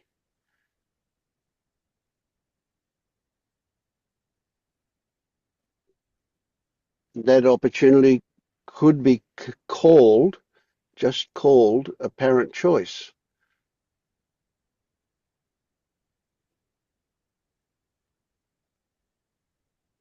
So I noticed when I made this cup of coffee this morning that when I went to the drawer where the cups are,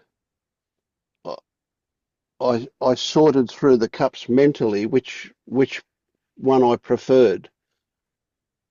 And the one that I imagined that I would pick out wasn't in the drawer. It was probably in the dishwasher. And so that was a second choice, that cup that I chose. I noticed that. I have preferences.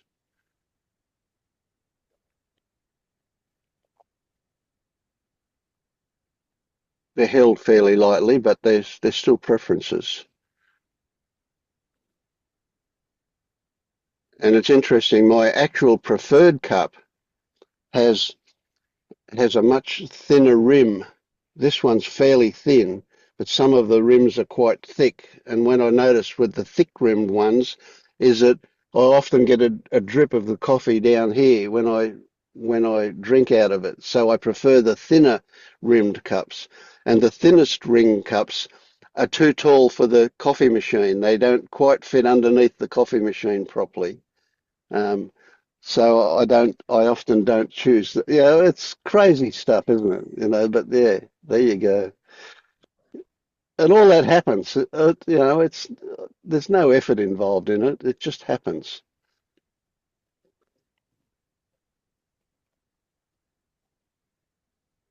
Yeah. So there's many opportunities for apparent choice, but it's rather amusing to watch which ones my hand reaches down and picks up.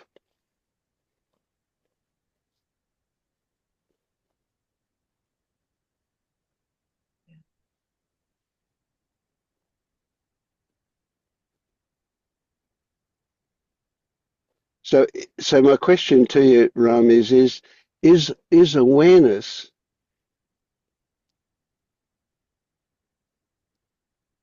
the reason why apparent choice turns up, or is it something else?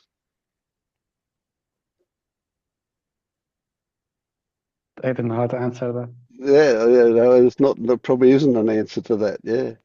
So to put it more practically, you could say though that awareness appears to be one of the conditions involved for an apparent choice, for the process of the mind going this one or that one, this one or that one, this one or that one. Now, having said that, I'll retract it. No, we can be going this one or that one without awareness of the fact that we're doing that. Awareness Interested. involves memory, doesn't it? Yeah. Sorry. I'm interested of the kind of choice or the parented choice that there are choices that are more conscious than others. Do you mean by that there is more consideration given to some choices than others? Not necessarily. Um,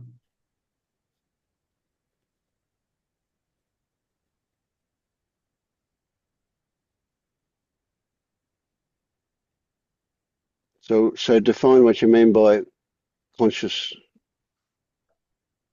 It's more like if I'm sitting in a way that's uncomfortable and I'm not aware of it.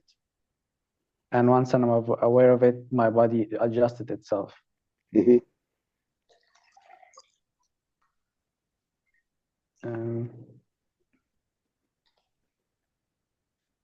Yeah. So again, it's interesting correlation or causation. So you're sitting on your leg, and at a certain point, the numbness in your leg intrudes into your consciousness. You become aware that your leg has gone to sleep, and then you adjust your position to allow the circulation back into your leg, and you call that conscious.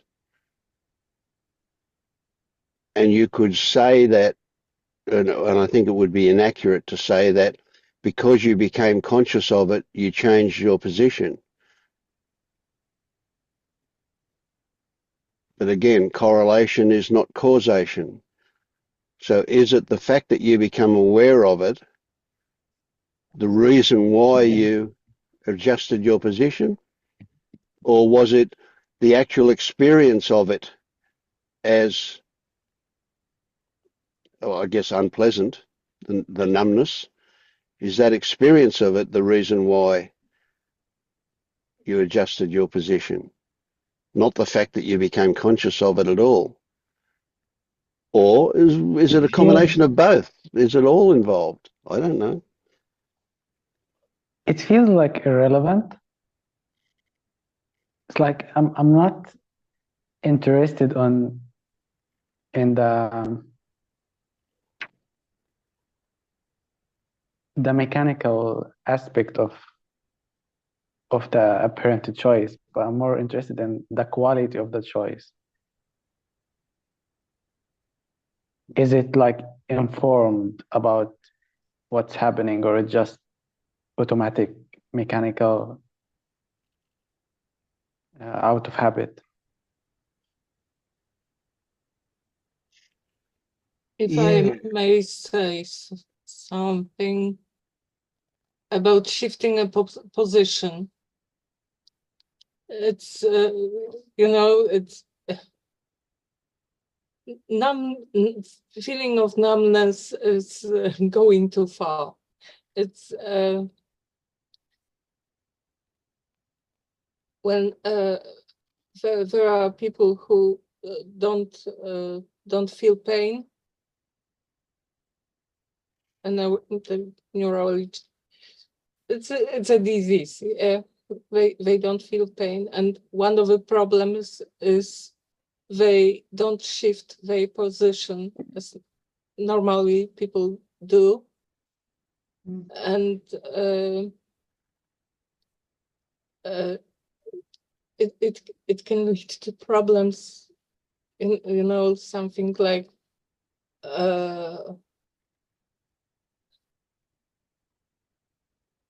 just like bedridden patients who can't move.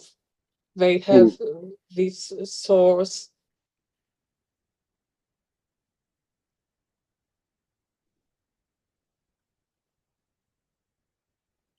Yep, yep.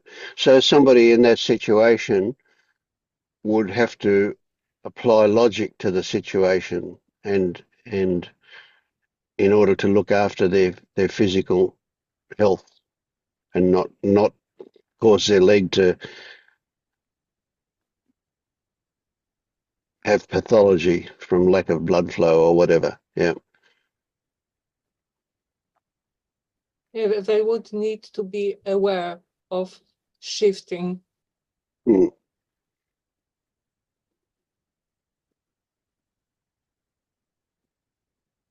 If you think of a car accident where it's not predictable, necessarily.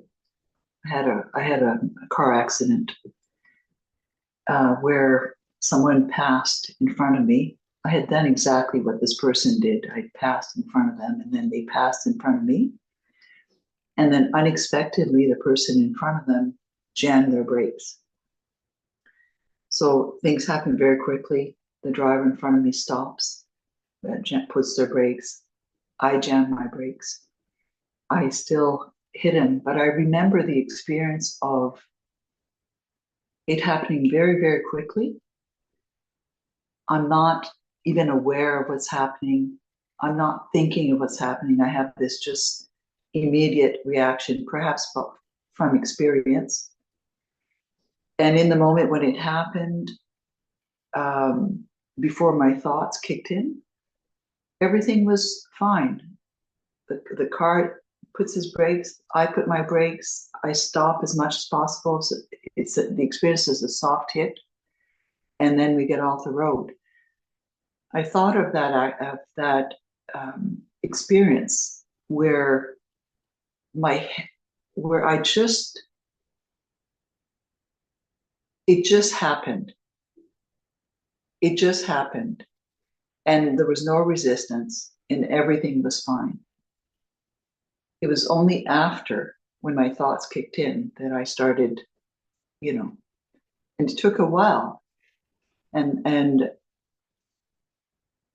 if I try to think now, was it the awareness that allowed me to do that? Was it just experience, all this life cumulative experience?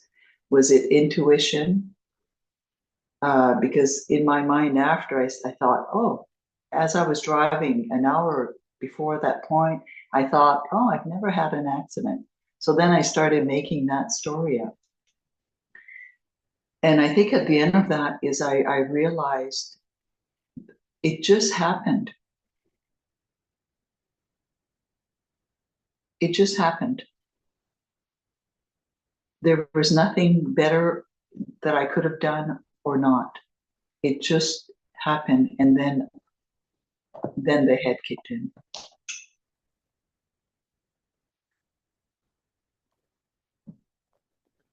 I think things just happen.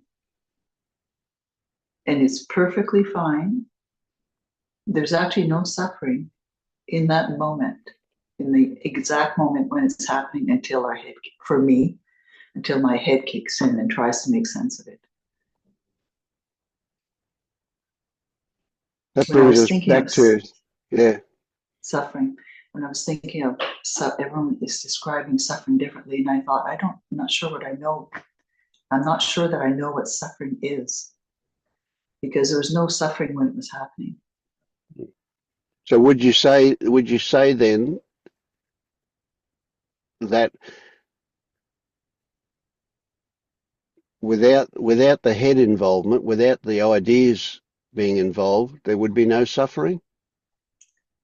I can say that that's exactly what happened. There was absolutely no suffering in the exact moment when I just did what I did. Yeah. And in I'm fact, inclined. yeah, it was, You go. yeah, no, there's just no suffering Yeah, in that moment until I started thinking, oh, this is going to cost me, and yes, I'm at fault, yeah. all the And whole then, thing. yeah. Then the energy just started shifting, and the stress and everything. Yes, yeah. So I am inclined to say that suffering, one of the characteristics of suffering is that it always involves the mind and stories. This is what's coming up for me recently.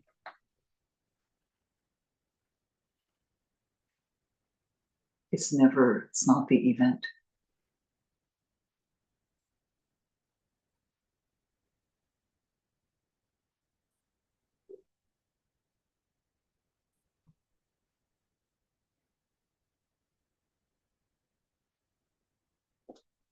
See, those experiences are invaluable in that they break the bond between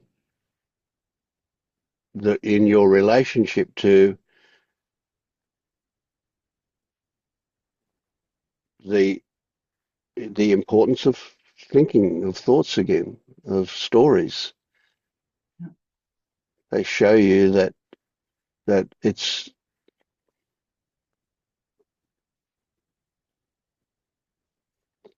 not necessary, and in fact can introduce a whole lot of unpleasantness to be captive to those things. They will always be there, but it's our relationship to them that's important. That we're the hook into the compulsion to believe the content of them gets broken when you have that kind of experience, and you can see that no, that didn't come till afterwards. Yeah, it was an amazing experience. I still don't. I just I don't know. I just don't even understand. Mm.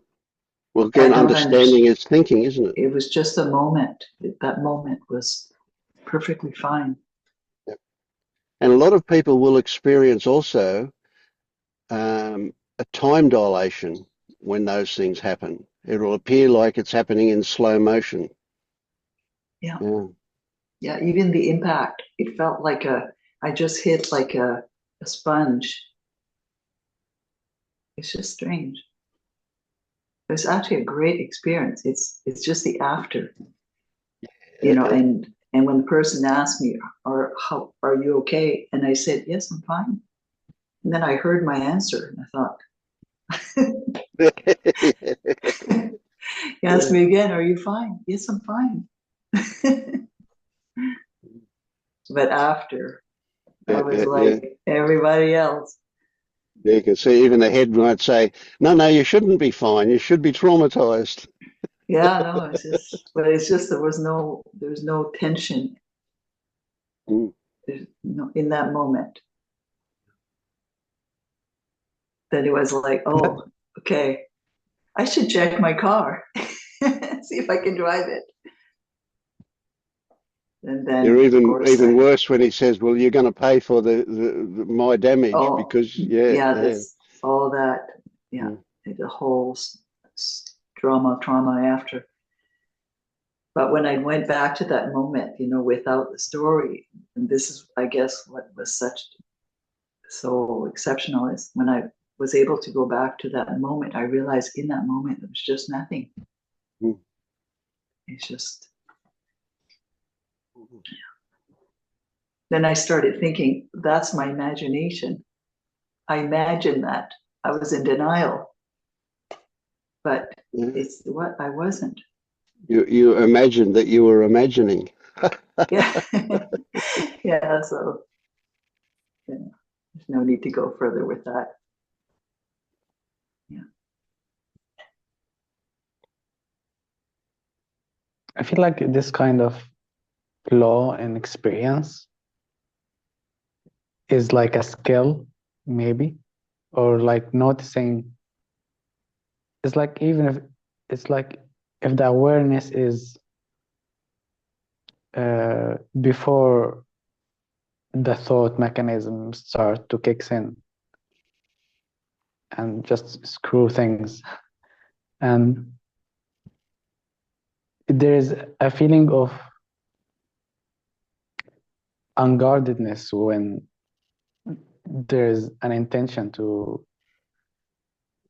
let go of experience to go as it go. Um,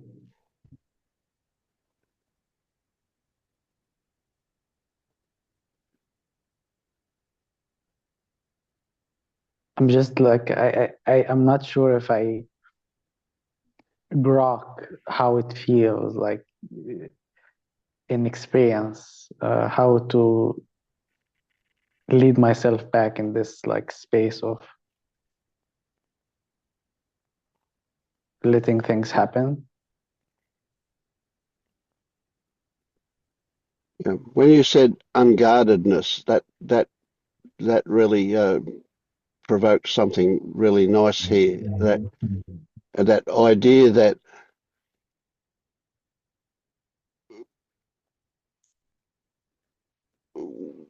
fundamentally there is no need for any guardedness.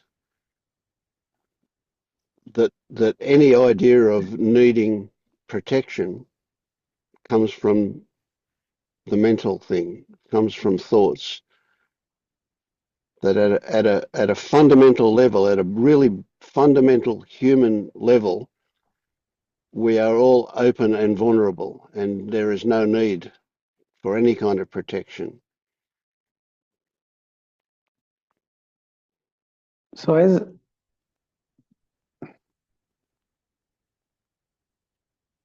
I often like there's a preference like in communication to communicate clear without like being emotionally charged or like without being reactive. But in my case, like doing that feels like effort, and it feels more natural to just let my emotions be what they are. And there's this worry that this might screw things up. I might not be as clear of what I want to say.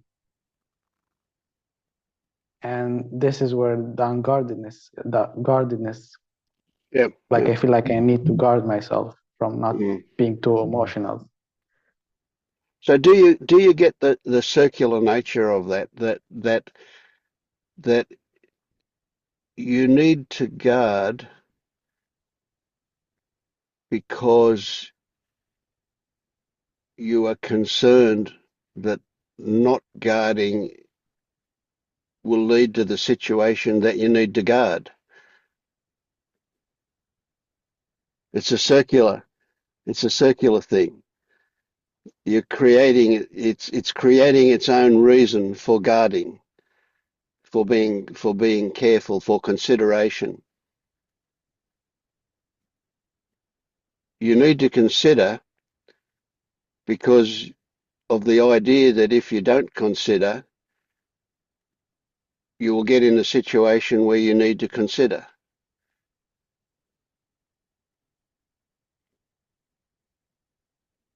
But it's all ideas. The whole thing is ideas.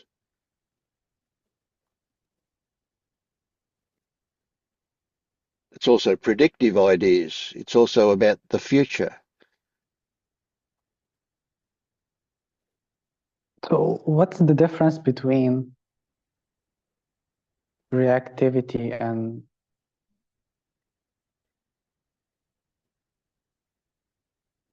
just natural emotions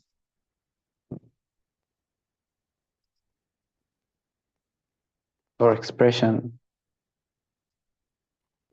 So can we change that a little bit, reframe that a little bit to say the difference between reactivity and responsiveness? Would that fit?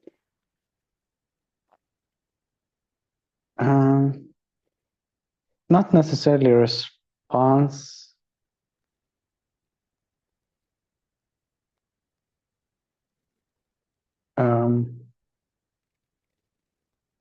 The difference in my experience is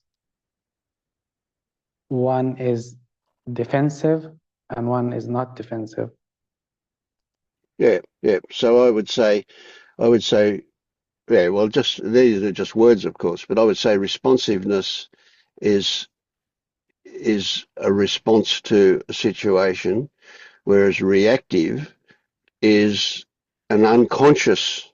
Well, see, that doesn't even quite work for me. But yes, a reaction is going to be an emotional response, whereas responding might not have that intensity of emotion. Responding might just simply be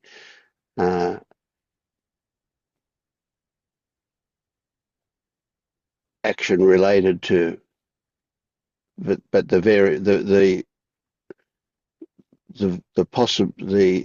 possibilities of the response is much wider, whereas reaction has a very limited response. So yeah, so I would see responsiveness as a defensive thing, or reactivity rather as a defensive thing, and responding as being having many more possibilities.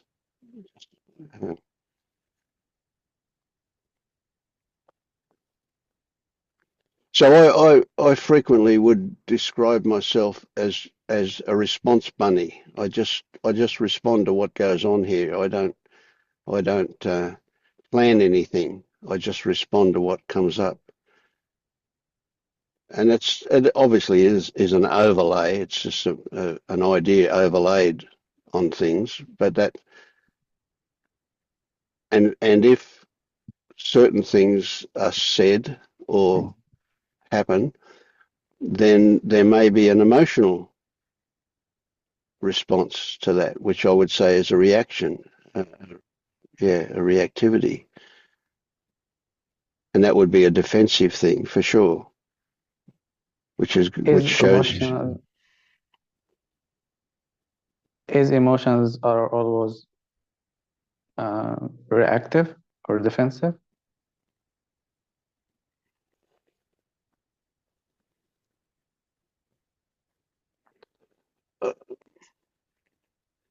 Let's change defensive. So yeah, so it's a bit of a trick. So let's change defensive. Let's say that my reaction is a pleasant one. You know, if somebody gives me a compliment and I feel good about it, is that defensive? Kind of, it is kind of.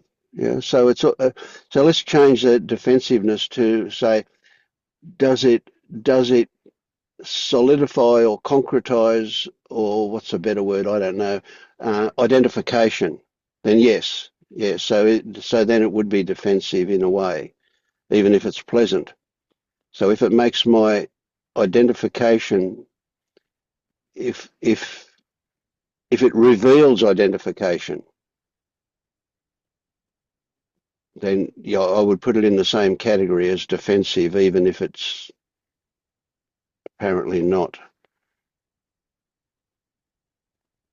So I do see the concept of the self. You know, I've reasoned this, that this feeling of a self in control is like wearing body armor. So the self is a defensive creation. Now, when I say defensive in that sense, now from what you've said, I have to modify that a little bit and to say that it intensifies or solidifies identification, which at a logical level is a defensive thing. We want to maintain the idea that I'm okay.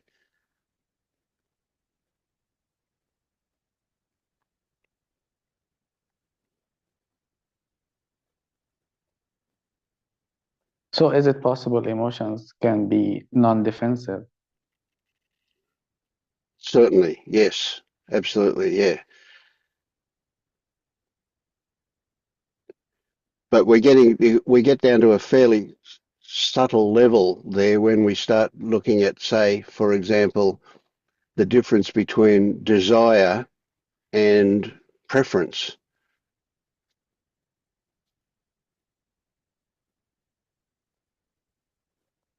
So I would see preference as pretty much a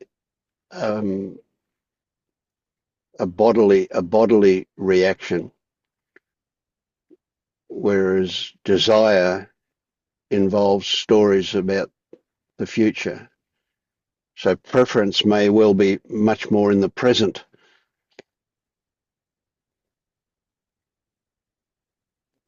So when I put something in my mouth, I recognize that here there is a preference for sweet things. Whereas if you put something bitter in my mouth, the preference is not there, or the preference is to not have that.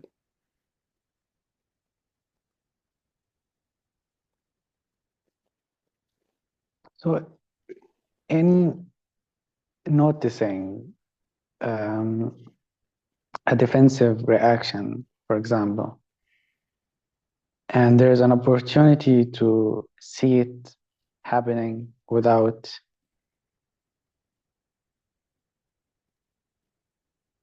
judgment.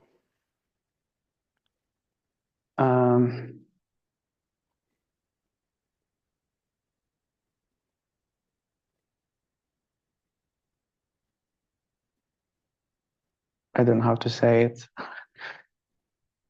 It's like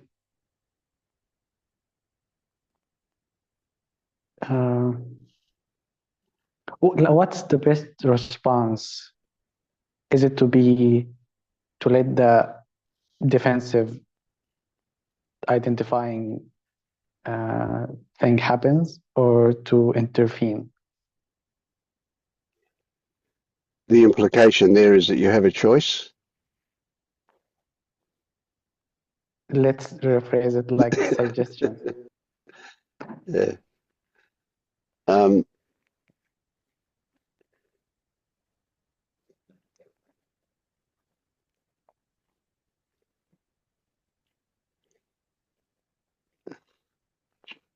kind of got lost in my own stories there. The absolute best possibility is to recognize that whatever happens, happens, and just to recognize what it is that's happening. And so there's two things. So okay, one is that okay, recognize there's no choice. It happened. Whatever happened, happened. And it's not that you can say, oh, I'm going to react in this way or that way. That's not reality, is it? That's just fantasy, that one. So how you react is how you react. But recognizing the elements of your reaction is where the value is.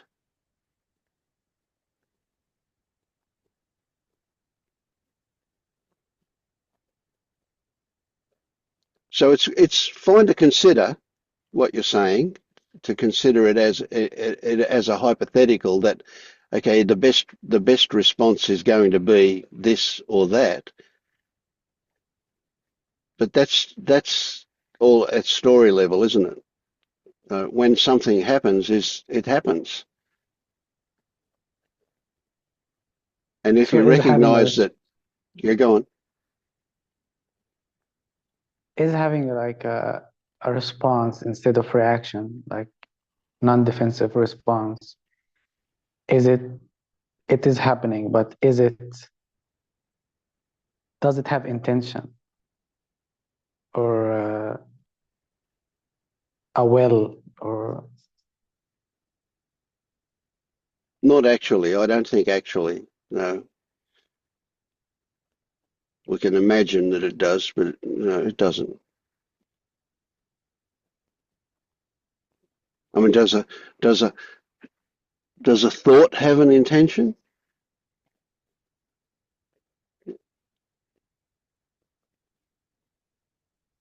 Can a thought think?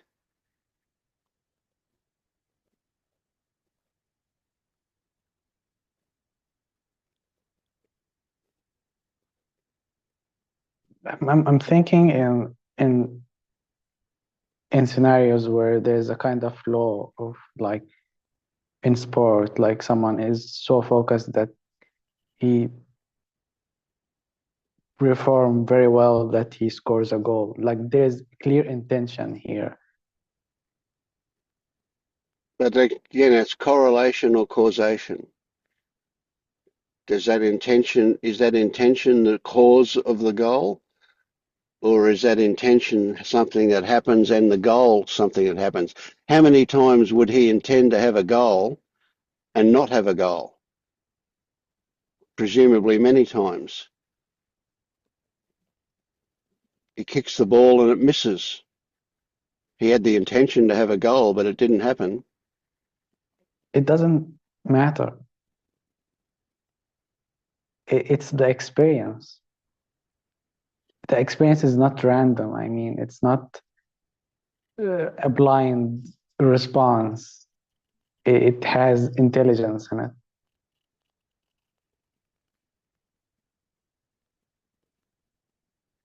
Yeah, it's a little bit more complex than that, though, isn't it? Yeah, so that experience may or may not lead to a skill level, and the skill level is what puts people in the luck zone, if you like.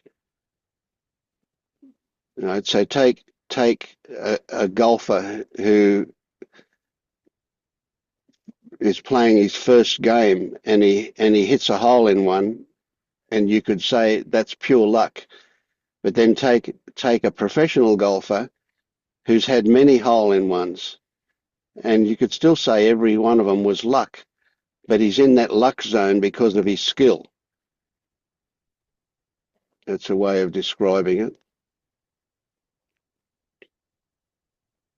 So experience. So I played golf. I played golf for 25 years.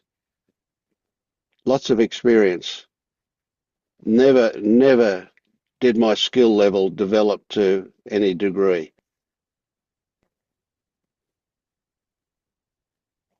So experience alone doesn't do it. I had lots of experience. For 25 years, I played 3 games a week, and I never got any good at it. I always had a lot of fun, but I never got any good at it. Never did my skill level get really good.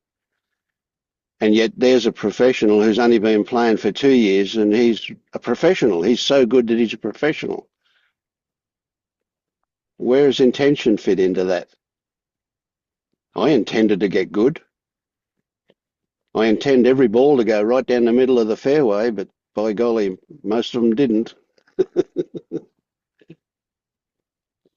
I think like having the goal is irrelevant. It's more about the performance. It's not. It has intelligence in it. It responds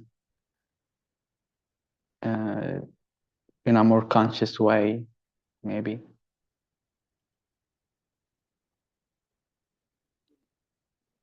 It takes advantage of luck, you could say, because it can see the opportunities more, maybe.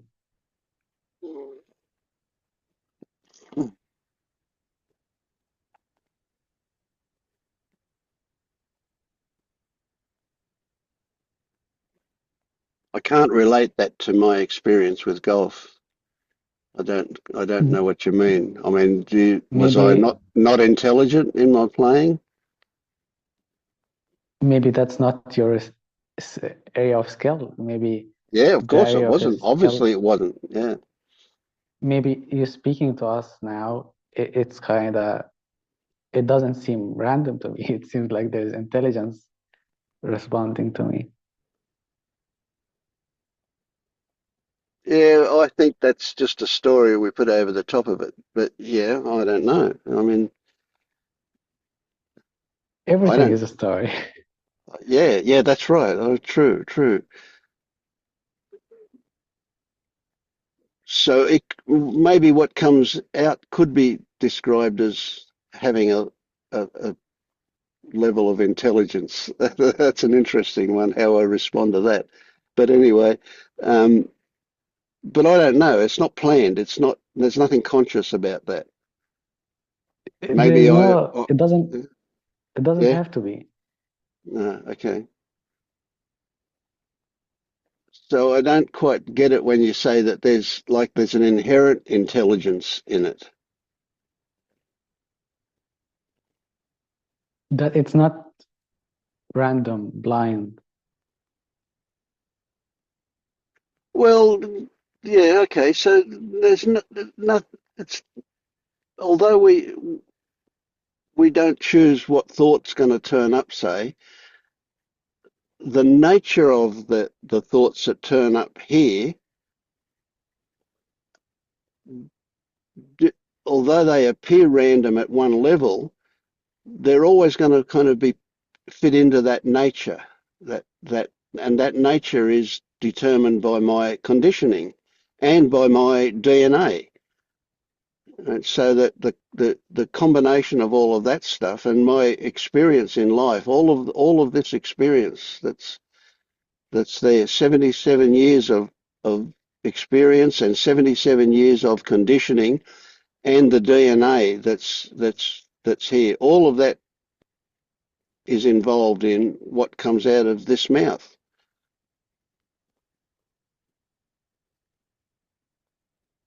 You could say none of which involves consciousness, being conscious. You know, let's avoid the consciousness concept. But yeah, there's no planning, but I could overlay the idea that there's an intention. You know, the intention here is for all of you guys to wake up, which is pretty vague, isn't it? You know, but there's but that could be overlaid over the top of what goes on here.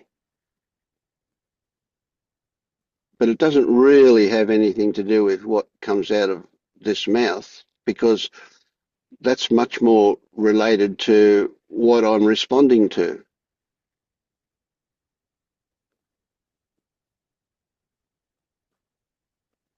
It's more like a chemical reaction. It's Yeah, like a happening in the yes, atmosphere. It's not located somewhere. yes, I get that. Yeah, for sure.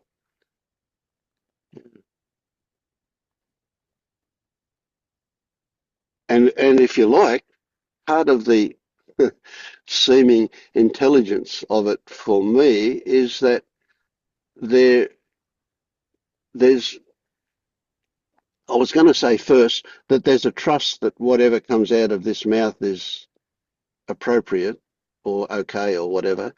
But really, a more accurate way to put it is that there's no inhibition. There's no consideration of what might be going to come out of this mouth. It just happens in a fairly spontaneous way.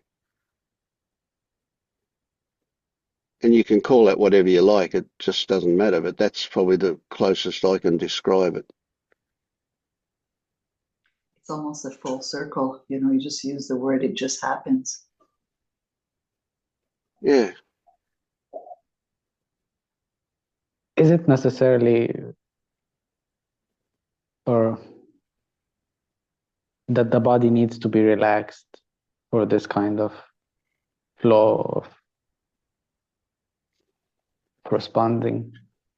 I don't know. As soon as you say that, I become aware of my position, the body sitting here, and the tension in my right leg that I need to move in order to relax that now. And I wasn't aware of it until you said that. When you said the word body, awareness flowed to the body.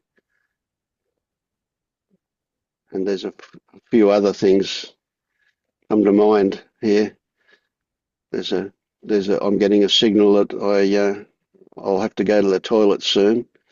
I've been sitting for a while. All sorts of things. You know, complexity turns up. Yeah, that can be ignored. Is that a choice? Do I choose to ignore it? I don't know. That's an overlay. It's not. You know, it'll happen or not happen. When you said that it's the natural, but instead of how it happens, it's more like what inhibits it, or that there's no inhibit something doesn't inhibit the flow. So what comes to my mind is like, if there is something inhibiting me of being in that flow, is to be contracted physically and mentally, maybe. I would say mentally, then physically. I would say one flows to the other. And what this is about is becoming aware of how that happens. Oh, no, not a how. That's the wrong way, but of the sequence of it happening. Right? So that even though we might firstly become aware of the physical contraction, once we start to recognize that that was preceded by a story, and very likely a story that we're not even aware of. But if you get the idea that the body contraction happened because of a story, then the possibility of you becoming aware of that story arises. So let's say I'm in a situation, I'm aware of a contraction, I'm aware of subtle stories happening, and there's intention of letting go or relax or Doesn't work. Doesn't work. it, To have that intention, it's not going to do it. But if you, instead of having the intention, which involves this delusion about having a choice and making a decision and having control to do it, they're all delusions. Instead of going down that road, you simply become much more aware of what the story is about, then it will happen. what if it doesn't happen? Like I'm aware of the story, but it doesn't shift. Well, you're not aware of the story if it doesn't happen. You're only aware of part of the story or of a different story or whatever. So if I'm You aware, can't be completely aware of what caused the contraction without that contraction changing. It's inevitable that it will change if you become aware of why it's there, of what caused it. Not why, but what caused it, the story. Because at the moment, in the awareness of the story, is the awareness of how ridiculous the story is, of the fact that it's just a story, and how does a story cause the bodily contraction? They're inherent. So if you become aware of the story and the body contraction is still there, you can presume that you're not aware of the actual story that caused the body contraction. Your mind has put up another story to deflect.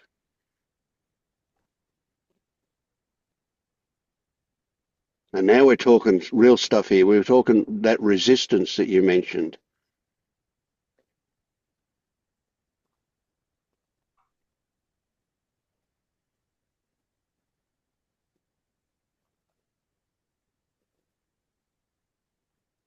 And of course, when we talk about this story or that story, it's never quite so simple as that. There are always stories within stories within stories, and they're much more complex. So every story, in fact, has 50 stories hanging off it or involved in it.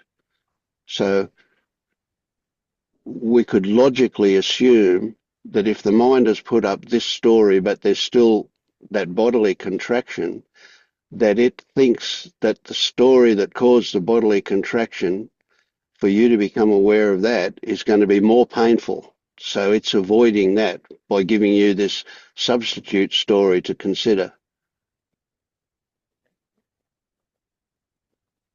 I mean, we're talking like it has intelligence, but it kind of does and it doesn't, if you know what I mean.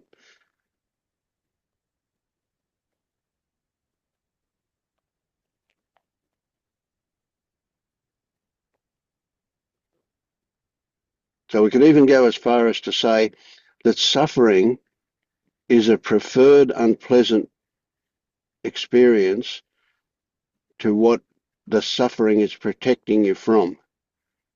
It's keeping you away from something that is way less preferred or even more fearful, if you like. so now I'm confused. Is the story and the contraction are protecting me from a feeling or a story or seeing the actual story? Yeah. So they're not different. A feeling is sensation with stories hanging off it, attached to it. So when you say, is it protecting you from a feeling or a story, they're both there. But the unpleasant feeling is always that's the the prime motivation to not go there is the unpleasant feeling. And the reason for the unpleasant feeling are the stories. So think in levels, think in terms of levels. So you have a contraction, and that indicates to you that there's something going on, there's some protection going on. And so you decide, you seem to decide, to look at that. Look, what is that protecting me from? And the way that you can find that out is to define, not in words, but in experience, the sensation involved in the feeling of the contraction. And as you get close to that sensation, you'll see the stories that drop off it. But that's irrelevant. You allow them to drop off, and then the reason for the sensation goes, and where you get very close to that sensation, it will dissolve, but it will reveal then one underneath that. It'll reveal another feeling, and that again is sensation with stories attached. And if you can approach that sensation, those stories drop off. And when that one dissolves, very likely you're going to start to experience intense fear at that point. And that fear is going to be, again, that's a feeling, sensation plus stories.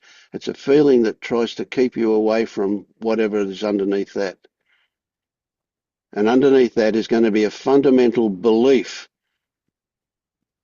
which is fiction. But nevertheless, it's a belief, and that's where our identification is. That's where we see ourself as. That's the body armor of the self in play.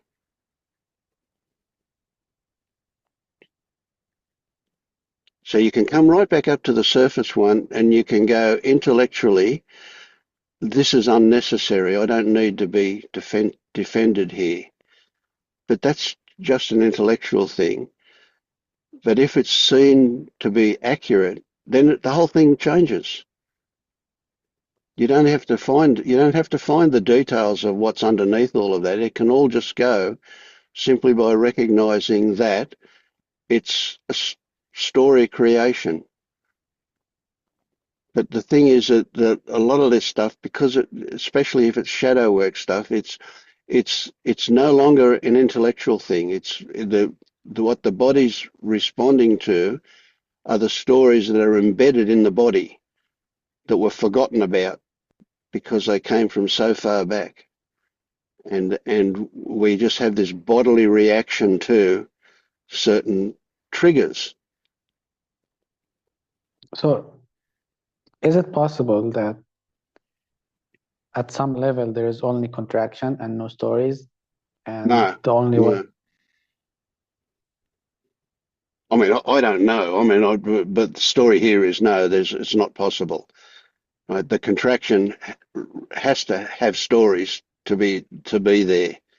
The body's not going to contract, but the stories may not be verbal. They may not be. You can't. There's no narration.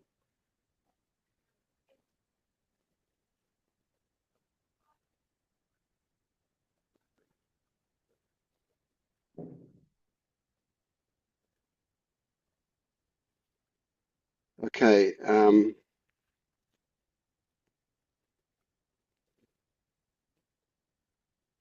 My wife just insisted that we have to go for a walk now because it's getting hot outside.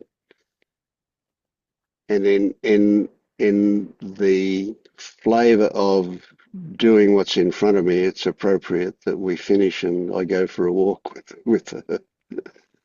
Uh, and I do feel apologetic, even though my head says I don't need to be. But yeah, so yeah, the intensity of her was pretty high. So yeah, all right. I hate to finish up like this. I hate to finish up every day actually, but I hate to finish up like this in particular. So yeah. But anyway, all right, we'll take it up again, Ram. That's good stuff. Good stuff, those queries. Yeah. Yeah. Okay, Thank I've got to you. go. Okay, See thank you you. later. Thank you. Bye. Bye. Bye.